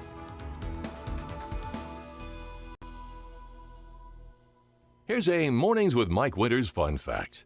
The ball on top of a flagpole is called a truck. Mess with your friends today by pointing at a flagpole and say, "Hey, check out the truck on top of that flagpole." Here's Mike Winters. And good morning. It is 53 minutes after 9 o'clock. Got a couple minutes here before they kick us off the radio. If you missed any part of our show, check it out at your leisure, ksvptv.com, and the Mornings with Mike Winters channel. You'll find all of our stuff there. Our 106.5 Roswell's Talk FM Facebook wall. We put the interviews up there, too. Yes, indeed we do. We have them there for your pleasure, leisure, whatever. For all your different types of pleasures. All of the above. So don't forget, tonight is the Leadership Roswell Alumni Association Candidate Forum. That's going to be 6 p.m. at the Roswell Convention and Civic Center. Free admission, free everything. Just got to get there. Bring your popcorn. We will be carrying it on the radio tonight, 106.5 here, beginning at 6 p.m. Live streaming video and on-demand video, ksvptv.com. Don't be that guy that brings your radio in and replays the radio while the thing's... Don't be that guy. We don't need the surround sound, all right? It's not a sporting event. That's right. I can see you doing that at the game. If you're at the Wool Bowl, it's fine. Yeah. If you're at the candidate forum, it's a little different. Yeah, it might be a bit of a distraction. Unless you do headphones. I wonder if they'll let you bring popcorn in. I mean, I got to imagine if you're going to a show like this, you're going to want some snacks, right? Well, if one's smart, they would sell them. Mm-hmm. They should have concessions, like guys going up and down the aisles. Popcorn, peanuts. Peanuts, pocket flask. Yeah, that'd be it. But that is tonight, beginning at 6 p.m. Mm-hmm. Doors open at 5:30. All of the city council candidates, the judge candidates, and school board candidates will be there and participating in the forum. So, but that'll be tonight. Mm-hmm. Busy time because tonight's candidate forum. Tomorrow's high school football. Mm-hmm. We got Red Dirt Black Gold on Saturday. Fair on Monday through Friday. Yeah. It's non-stop for the next week and a half. Yeah, it's a bevy of things. So get out there and get involved. It's good though because all this it's extra little income. It's definitely helping fuel my Temu addiction. I was just saying a few minutes ago off air that it's really Temu is dangerous. If for those who haven't discovered Temu, I don't encourage it. Well, and to be honest, a month ago I never even heard of Temu. Mm-hmm. That's all I've heard about in the last month between you talking about what you buy and then everyone else saying China's stealing everything from you when you get on there. But that's the thing though. It doesn't even matter because as soon as you say Temu, it's like, oh, let me tell you about my order. They'll pull out their phone. And I've never opened Temu. I'm not even that bad. Crystal Noble puts me to shame. She read down her list. I'm like, goodness gracious, woman. So I've heard more about Temu in the last month than I've ever heard in my life. It's a fun place to kind of just go and for literal cents on the dollar get random thing. And I'll be honest with you. half the stuff I've received is either just like sitting in a corner. Maybe I'll use it sometime. Right. But it's just kind of cool. Literally, for the first time, I got this. It was a 601 Nintendo game console thing. Mm-hmm. I went through it a night or two ago, and most of the games are pure garbage. There are a few on there that are the Nintendo, like the original Teenage Mutant Ninja Turtles, the original Chip and Dale. But most of the game, I played a game where Mario had a samurai sword. Yeah. I mean, there's some weird stuff on this console, but it was copyright infringement, perhaps. But it was cheap. Is all I'm saying. You know, it's just fun to kind of. It's one of those like it scratches your brain's itch. There's like a certain dopamine hit you get when you go shopping. And I think if you would have asked 20 years ago me, I would have been on board. Like as I've gotten older, I just have a like. You would have asked me 20 years ago, I love that kind of stuff. Right. Nowadays, I'm like, oh, just more crap I got to have in the house. But see, okay, so I would say, get the app. Just get the app and browse because you're gonna be amazed. I don't know if I want to do that because I don't want to buy anything. A plethora of garbage. It is pure garbage, and we are all aware that it's pure garbage. But I want it. The one thing, and it's so funny. Myself. There's this. By the way, fair warning: if you order anything on Temu, everything is smaller. Everything is smaller than you think it is. Okay. So, because I ordered a top, one of those like the Inception tops from the movie Inception. Okay. And it's like this big. Okay. Somehow, though, of all the stuff that gets lost in my house, we can't lose that top. Thing just keeps popping up like a bad penny. It's kind of the opposite of the episode of Big Bang Theory where they end up getting the movie The Time Machine. Mm-hmm. They got on eBay a time machine, what they thought was a model, but turns out it was an actual replica of the time machine. So instead of it being tiny, it was life size. They couldn't get it anywhere. And so they paid and I think it was like $800 for this thing. And so they were all arguing on who gets to, and they all chipped in like $200. So they're all taking turns and like, we'll move it to your house here. But it just, when you said the Temu and everything's smaller, it just reminded me. Unlike the opposite of what happened in that. Small and weird material. Like I ordered a 2X shirt and it fits, but it's like real snug if I keep my arms down. So if you do order clothing, go bigger than what you normally wear. Yes, go a size up. Okay. But I'm avoiding that like the plague because I already know. I will find something stupid. I buy stupid things. Why do you think Thomas has his Amazon wish list? Because it scratches that itch. There's an itch in your brain that people just have to just kind of go shopping. And you can do that, but for a lot. It's basically like the dollar stores of back in the day.